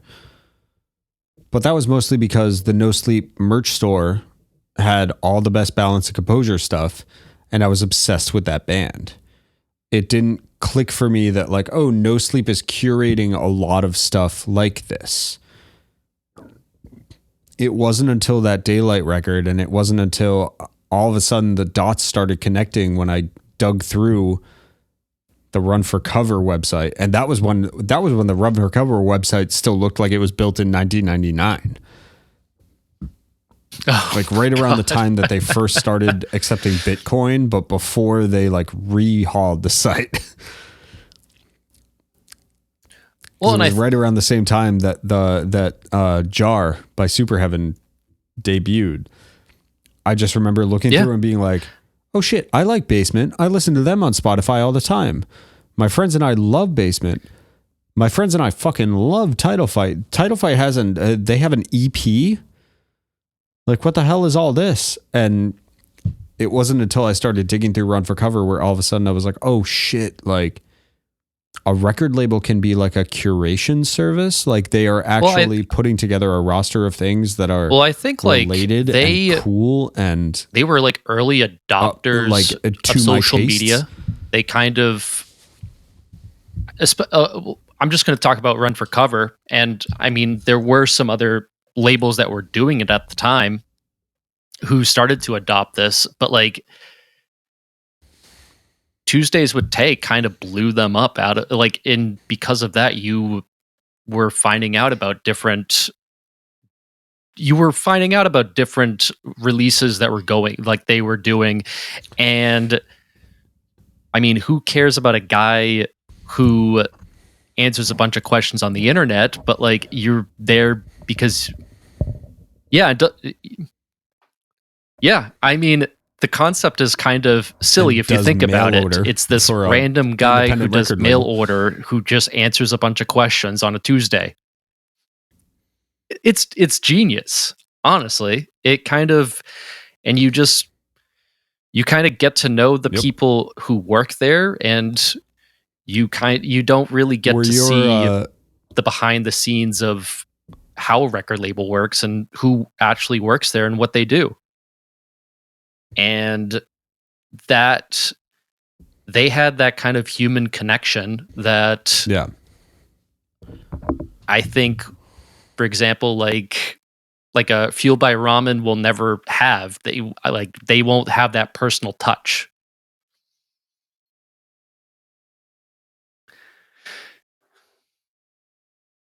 Why? Yeah. Were your ears burning earlier today? Uh-huh. Well, I was at the chalk factory today. And I was talking to one of my coworkers about Tuesdays with Tay. We were talking about old YouTube things and like series and people that like early streamers and like reaction videos and stuff. And I started talking about Tuesdays with Tay. And I was like, my best friend and I, on Tuesday, we used to text each other. We'd be in class. Like do you remember our freshman year?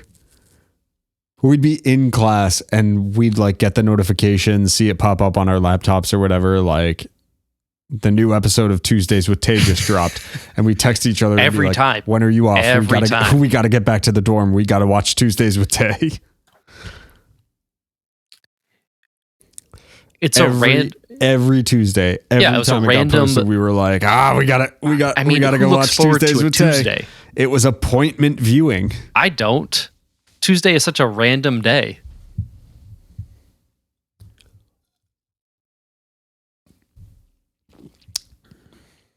Yeah. It was, if you're unfamiliar, Run for Cover Records on YouTube. And, I mean, at this point, it's like, they don't do it anymore. Go watch some Tuesdays with Tay. All those videos are like 10 years old at this point.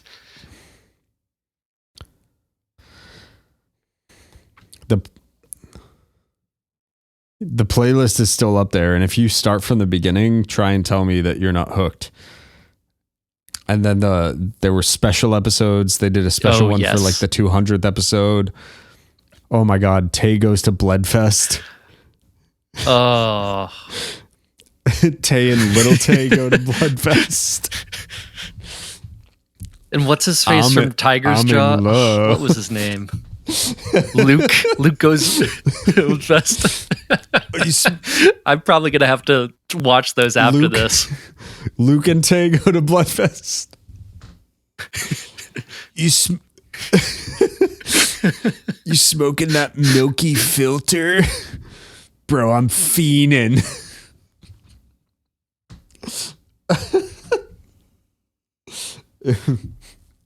Yeah, it was sometimes they'd have special the guys from Basement. We still quote it every once in a while. Daylight. Never heard of them. Clink. Oh man. Yeah, that was a really cool moment in internet history. Yeah. Well, that was a cool little trip down memory lane.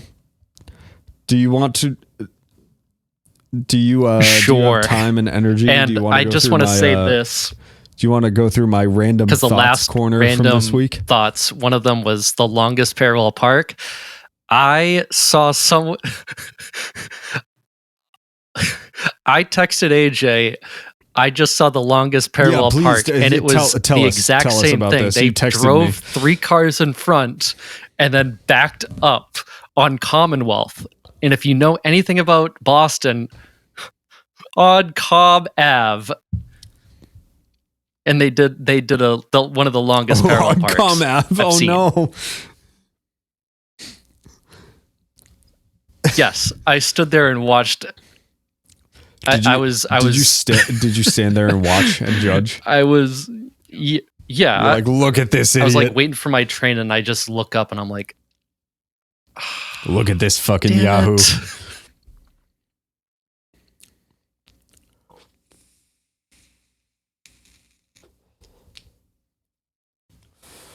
Some people really just need to. Some people really need. I don't want to retake my driver's test to renew my license, but I would understand if they changed the law and made that a thing with that needed to happen. It's because holy shit, some of these people should not be on the road. Don't. What are your random thoughts this week? Especially not city streets. Just holy shit.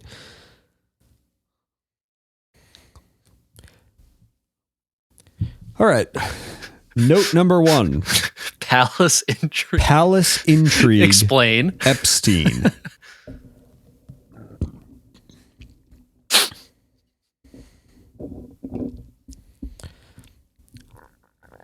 I think this was listening to people at a bar. And also this was started shortly before my birthday, so right at the beginning, probably November 8th or 9th. I think this was me sitting at a bar listening to people talk about the Epstein files. I live in the city's capital. And I spend a lot of time talking to people that know a whole lot more about politics than I do. These are people that are able to influence politics. They work directly with senators and congressmen and everything else. And I think this was kind of glib on my end. I was like, these people are so concerned with this Epstein stuff that they are losing the plot of legislating for the people. So I think that first one was a little bit glib, but I think it had something to do with me just sitting back and being like, we've been talking about Jeffrey Epstein for so long. Financier? And I think it's just I think I'm burned out. Yeah. My friend Jeff. Well, I couldn't tell if they were talking about my friend Jeff. You know, the New York financier. I couldn't tell if they were talking about Jeff or a different Jeff Epstein. It's all right. I'll call Ghislaine later and try and figure it out. Yeah, I think that was just me like sitting back and listening to people talk about it for so long that it reminds me a lot of. No, not actually. This is a great. I've seen like the first question season. For you. Have you seen Breaking Bad? Or I've watched the first season. I haven't watched the full series.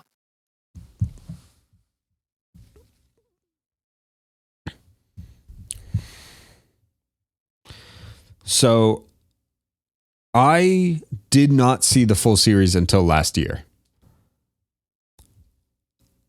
And the reason why was because every single person that I talked to about that show sat back and said, yeah, it's the greatest thing ever. It's the greatest show that's ever been on television. You're going to love it. It's perfect. You're going to be hooked to it. And my immediate reaction when 17 people tell me that it's the greatest thing ever is like, I know you people well enough. No, I'm not buying it. And therefore I'm not watching it. I think that's why I put that down as a note. I was like, I can't. So many people were telling me that the Epstein documents were going to be so important that I sat back and went, well, now there's no way they're going to be important because you've all oversold it. And that makes it palace intrigue. And I'm not interested in the monarchy of with the weirdness that comes with public facing figures. Note number 2.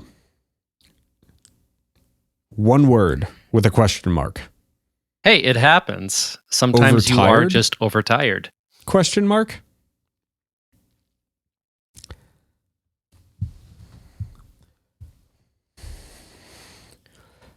Well, this one I actually remember pretty well.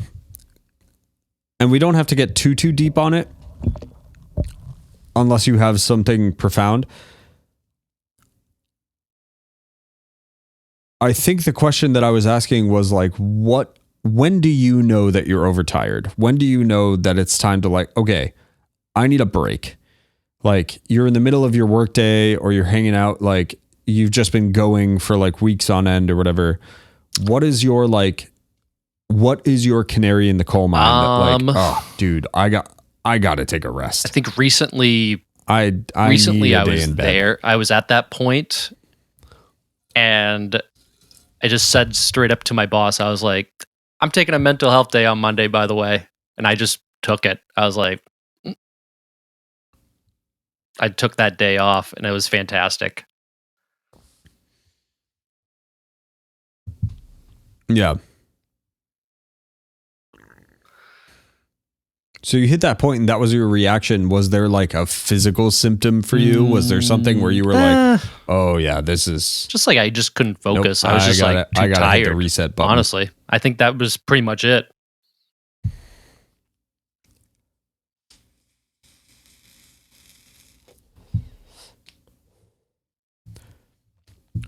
Because I remember I put this down because I was like, for one... I know I'm physically overtired when I feel it in my knees. If I'm walking around and I can feel my knees start to like ache, I know that I'm going to sleep like a baby as soon as I lay down. And that's usually my first sign of like, okay, I gotta hit the pause button here because this ain't working. And then the other one is when I get like hyper emotional. Like if I'll be able to roll with the punches for the most part, and I might throw in a few like, oh fuck this, fuck that. But if I'm sitting there and I'm inconvenienced at work, or I watch like a video comes up on my feed of like a dog meeting a baby for a first time, and I start to sit back and be like, that's so cute. Like if I have a physical reaction to something like that, that's usually me sitting back and going, oh, buddy, it's time to go to bed. Like you're over the hill. Yeah, they had like music stuff on it. Next one. Yeah. Do you remember Fuse, the TV network? All the time. They had they had what like it was called 12th Avenue like a Drop or something. It was documentary, like the I think. emo version I watched one of time. TRL, where they'd have band. Yep. They would do they would re-air like festival sets from bands. I was talking to somebody, it was a kid who's almost 10 years younger than me, and he was talking about MTV Unplugged. I was like, you remember MTV Unplugged? I was like, well, I never got to watch it live, but like I know the Nirvana one and everything else. I was like, you ever heard of Fuse? That means you're old, bud. He's like, what the hell is Fuse? You're unk now. Oh no. Oh no. I've become old. Oh no. You're unk. You have unk status. Unk and 6'7". You got to be proud of that. Who the fuck are you?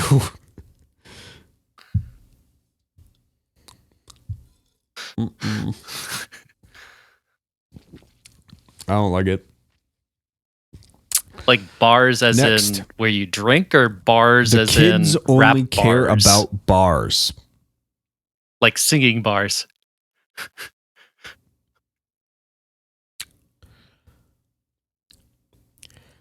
My first thought was bars, like where you go to drink.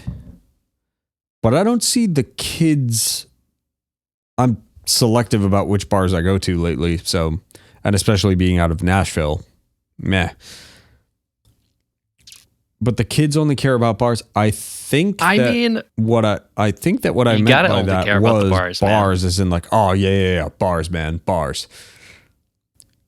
They only care.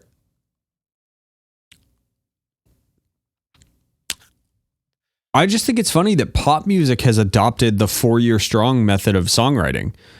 As long as you got one good bar that you can repeat over and over and over again. I think this is a very old man take. I think that what I mean by that is that they just like, yeah, you've got one good bar of lyrics with like a good melody, and they just repeat it over and over and over again until they've reached like 3 or 4 minutes in a song, and they're like, okay, that's our song. I couldn't tell you what I was listening to, but I think that's what I meant was like, TikTok, the kids only care about like, if you've got one good hook that you can make a TikTok sound, you're good. Boom, done. There you go. I've got just a few more. And this one confounds me. Push turnstile. Push turnstile.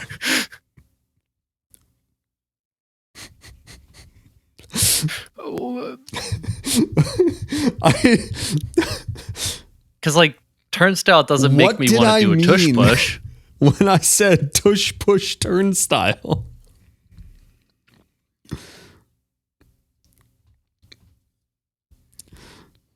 But like, did they play turnstile like during like a during a replay of that's a tush push? Or that's a funny. I like that. I like it.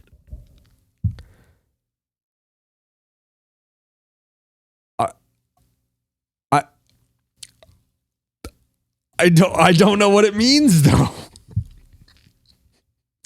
I'm so confused about what was going through my mind when I was like, yeah, tush push turnstile. That'll be something. That'll be a topic of conversation. AJ, what does it mean? I read it earlier today, and I've been racking my brain all day, and I forgot about it a little bit until I just brought it up. I'm like, I don't know what tush push turnstile means. Yeah, listen, you have ways to, listeners, anybody in the sound of my voice, you've got ways to reach out to us. If you've got any idea what tush push turnstile means, please let me know. People retiring at Epcot? That sounds next sounds up, like we something have that would Epcot happen. retirement.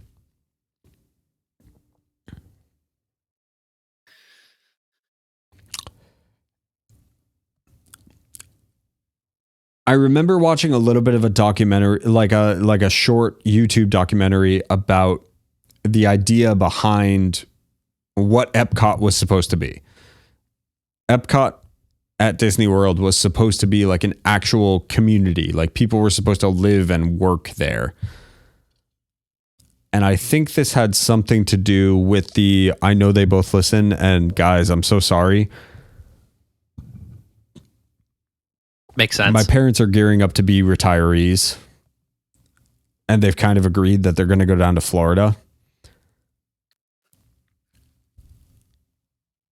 Why are you going to the land of hurricanes, guys? I know that you can't shovel snow forever and that you've got an only son with no real prospects of grandchildren or anything else on the horizon, but like, let them do whatever they want. Really? We're going to go, we're doing the Florida thing. They are more than willing to do whatever they want. I am fully planning on coming and visiting and to be supportive as much as I can be as their son, to pay them back for 18 years of dealing with my idiot ass. But let Joe be a Florida man, God damn it.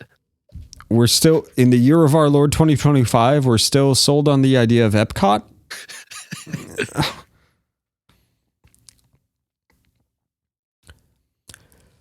Man, I want to make fun of my old man for being the snowbird, like trying to live the snowbird dream. Except drink margaritas and let him just like sit by the pool and be like, what do I have to do today? Absolutely nothing. I see the vision there, but I also know like my father and also my mother and their like proclivity for just being productive human beings. And like, hey, I might be projecting a little bit too much of myself onto it, but like we're going to go down to Florida and just be on permanent vacation. You earned it. I'm not telling them. I am not saying that is wrong or that they are entirely misguided. It just doesn't like in my wise 30-year-old brain. I'm just like, I can't picture after week number 3, you're going to be sitting there and being like, can I be a greeter at Walmart or something? Can I get like we're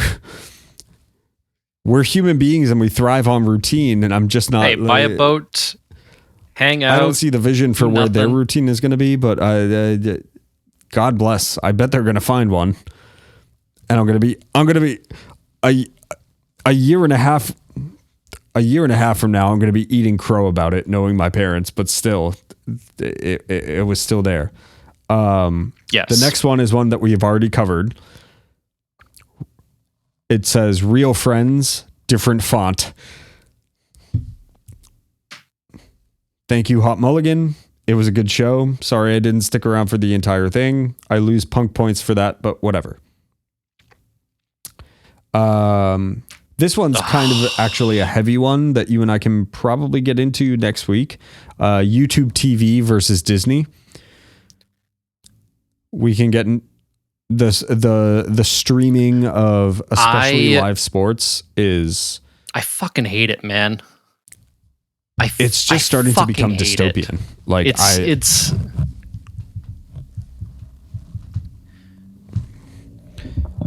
I mean, we're getting screwed the whole out of money idea no matter behind what way all we these turn streaming around with this services shit. Like, was it's to just not eliminate cable, but then now we like Like, if you want to watch the Monday Night Football game, you have to have ESPN. If you want to watch the Christmas games, you need Netflix. Then there are Peacock exclusive streams, and hang on. Oh no.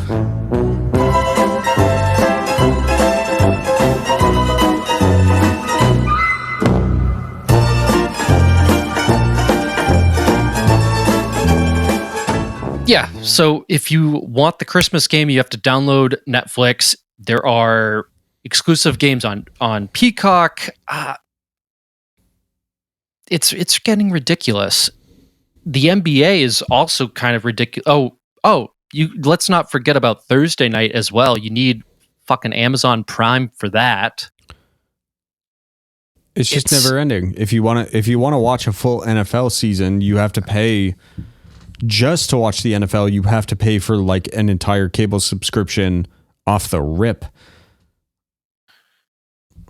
I mean, I also have YouTube TV, and I mean, I'm lucky that the 2 Monday night games were kind of bad. I mean, it was Dallas and the Cardinals, and then it was Green Bay versus Philly. Yeah. Meh. Two bad games, so I just didn't miss much. But like, come on, man! Like, I thought you guys were supposed to make it easier for us, and we're not going to spend all this stupid money. And now we're spending just as much if we just had cable. Yep. And if we did spend that money on cable, still wouldn't be able to watch all of this shit. Yeah, you would still need Amazon Prime. You would still need Netflix for those Netflix exclusive games. It's I hate it. I hate it all. It's annoying. We had a brief moment where things were actually consumer friendly. Like if you did cut the cord and try and piecemeal your way so that you could make it through an NFL season or watch whatever shows you wanted to or whatever, there was a point in time where that was a thing that you could very easily do and curate it for yourself. And now it's just gotten to the point where it's well, I think one of the biggest slaps in the face was like Disney basically made people from ESPN sign this. They were like, "Oh, sign this petition to get YouTube, like get Monday Night Football back on YouTube TV." And I'm like, your corporate overlords want us to sign up for Hulu, which you are now basically shuttering so that you can fold everybody into Disney. I can't watch anything on Hulu anymore. I have the bundle, so all of the Hulu stuff that I would want to watch is on my Disney Plus, but if you tried to piecemeal it the way that you could 8 years ago, you're now left out in the dark. If I didn't do the Disney ESPN Hulu bundle, I wouldn't be able to watch hockey, much less Monday Night Football and like a bunch. I was like, when like I couldn't watch those 2 Monday night games, I was just like, fuck it, I'm not paying for another service. No. Like, YouTube TV is already kind of expensive. It's like $85. I think we're like, I'm calling it right now. 2026 is the year of the pirate. Absolutely. I think with the way that streaming services have been kind of like bungled for music, and the way that streaming media, when it comes to like visual mediums like movies and TV shows, the way that that's all getting screwed up. Bring back the Pirate Bay. Yeah. Everybody Absolutely. go to limewirelol.com and start singing the song. Let's bring it back. Let's bring it back, baby. The year of the pirate. Any other thoughts? I have 3 more. They're all pretty quick hits. The next one up, Robert Dilligaff.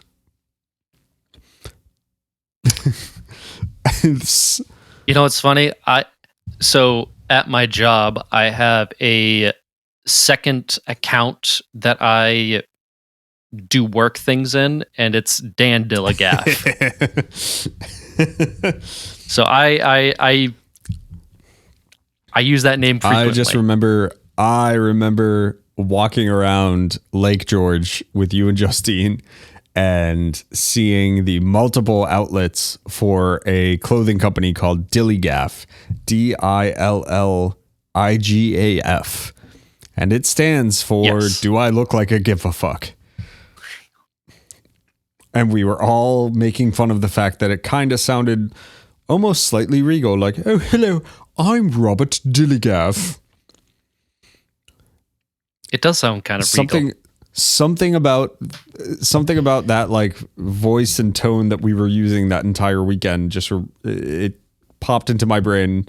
Oh, please call me Bob. Robert Dilligaff was my father. No. Robert Dilligaff was my father. I'm Bob Dilligaff the second.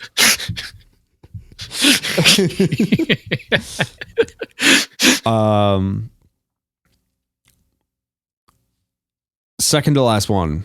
It says broke into the Ryman. The Ryman Theater, very, very famous music venue in Nashville. I was walking home on Friday or Saturday. Speaking of Lake George, I was walking by and scrolling on my phone, and I happened to see that my friend Jordana and her mom were at a show at the Ryman. So I walked into their parking lot, and Deb and Jordana were both in kind of the smoking section. Neither of them smoked, but they were just like outside getting some air. Yeah. So I walked up, dropped in on them. I was standing over the fence saying hello. And then, like the little punk rocker I am, took a look to my left, took a look to my right. There was no security. Nobody was looking. And I just swung my leg over the fence. And I was in the smoker section. Just sitting there talking, having a good time, checking things out, catching up with them.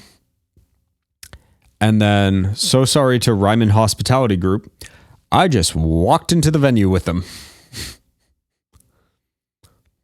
Just looked like I belonged and just walked right in. The Ryman is not... That's how it goes. The Ryman is not a cheap ticket. I had no idea who was playing. I didn't care who was playing. I was happy to see a couple of people that I love very much. But I just hopped in, and almost 8 years of living in Nashville, never got to see a show at the Ryman. Never got to go inside the building. But I went inside this week. Hell yeah. Got to go in, got to go see it. It was cool. Structurally lives up to the hype. Very cool. Just wanted to tell that story, so I threw it onto my quote unquote show notes. And finally, my last one, which is really just me clowning on a stranger. Turning around in a crosswalk.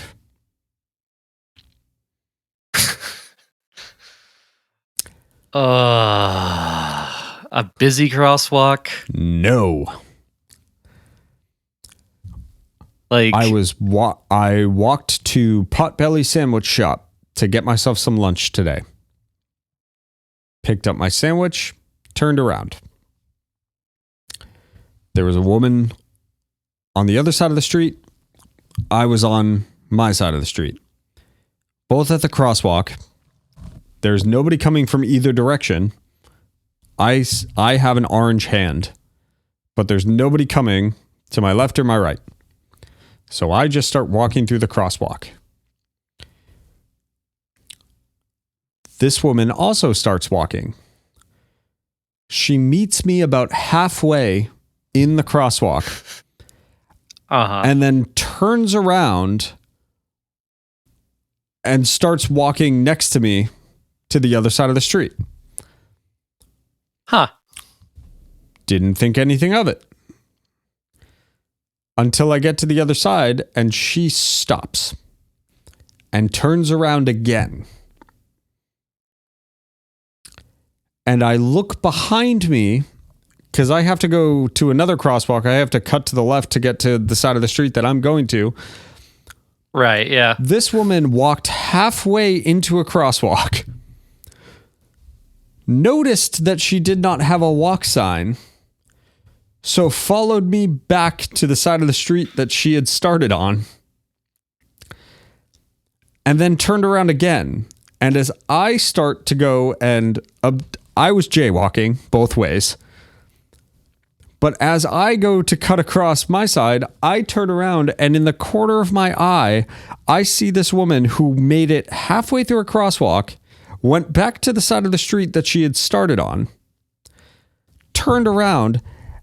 She waited until she had the walk sign and then walked back across the crosswalk. She was so concerned about jaywalking, which she was already doing, and realized halfway through that she was.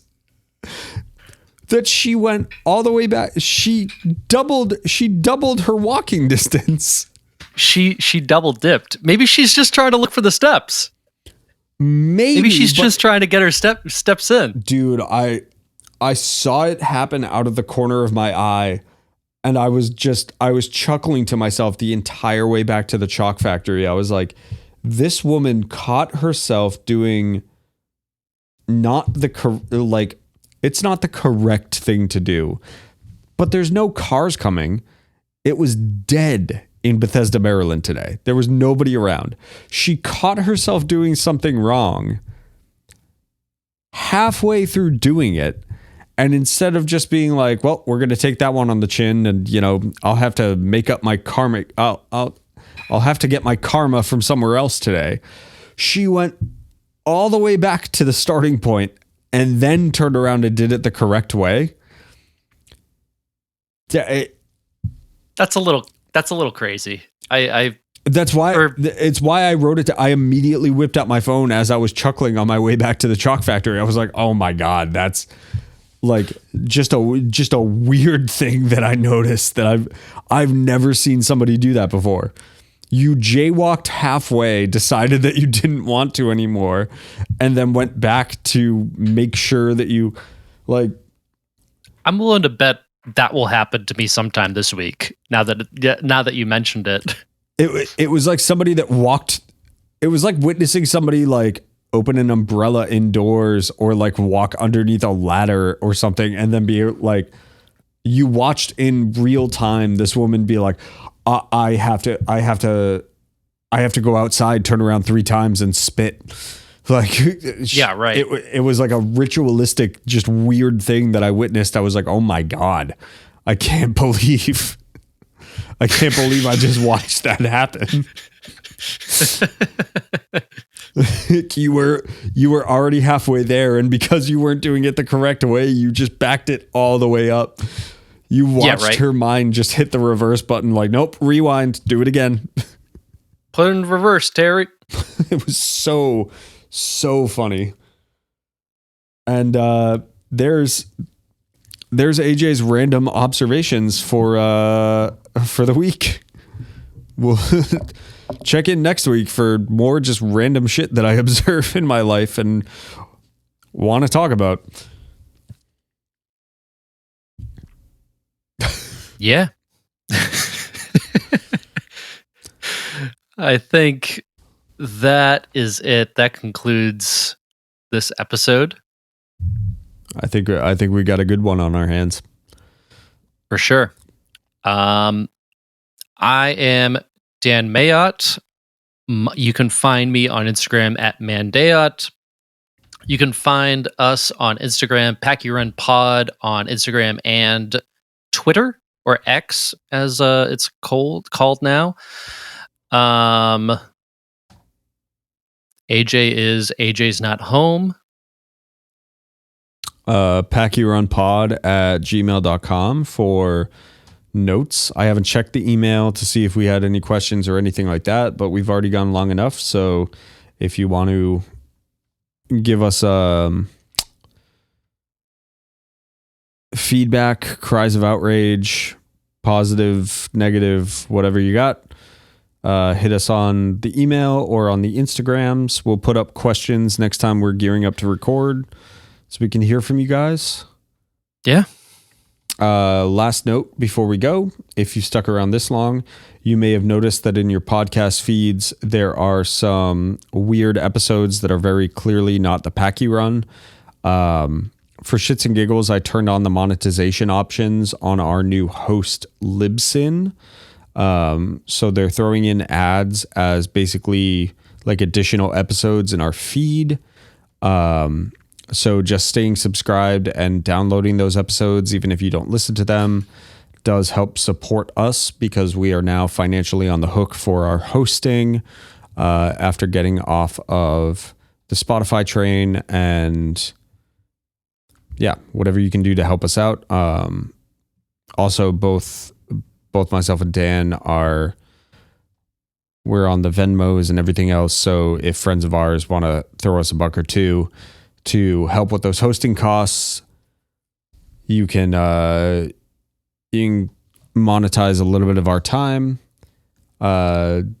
Just because, we like doing it for you guys and we like being able to hang out and talk to each other. We'll do this anyway. We'll figure it out. But yeah, our goal in the foreseeable future is just to get to a point where we can offset that hosting cost. So whatever you guys can do to help would be awesome. Yeah, we're continuing. I know the schedule has been a little bit shoddy, but we're making it work with birthdays and the holiday season and everything else coming up. We're committed to continue to give you whatever we can. So absolutely. Anything else to plug? I have nothing else to plug. Neither do I. You guys stay safe. We will have this up before Thursday Night Football so that you can, get a little pregame in before you watch whatever is coming up on Prime, which I'm sure is going to be. But Bills Texans this week might be a good one. I don't know. We'll see. All right. We will talk to you guys sooner rather than later. Take it easy, everyone. Talk to you soon. Peace. Bye-bye. We got a pack time! Pack time!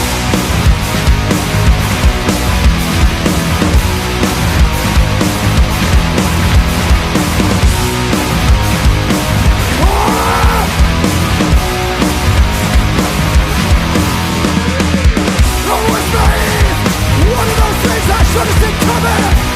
No one's naive. You'll just leave. Smear his bones ahead and get cleaner. You'll just leave.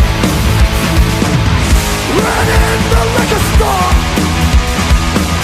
You'll get on the goddamn floor. Then check the window blind. He's been waiting his whole life. Everybody up! Almost shot! One of those things will avoid at all costs!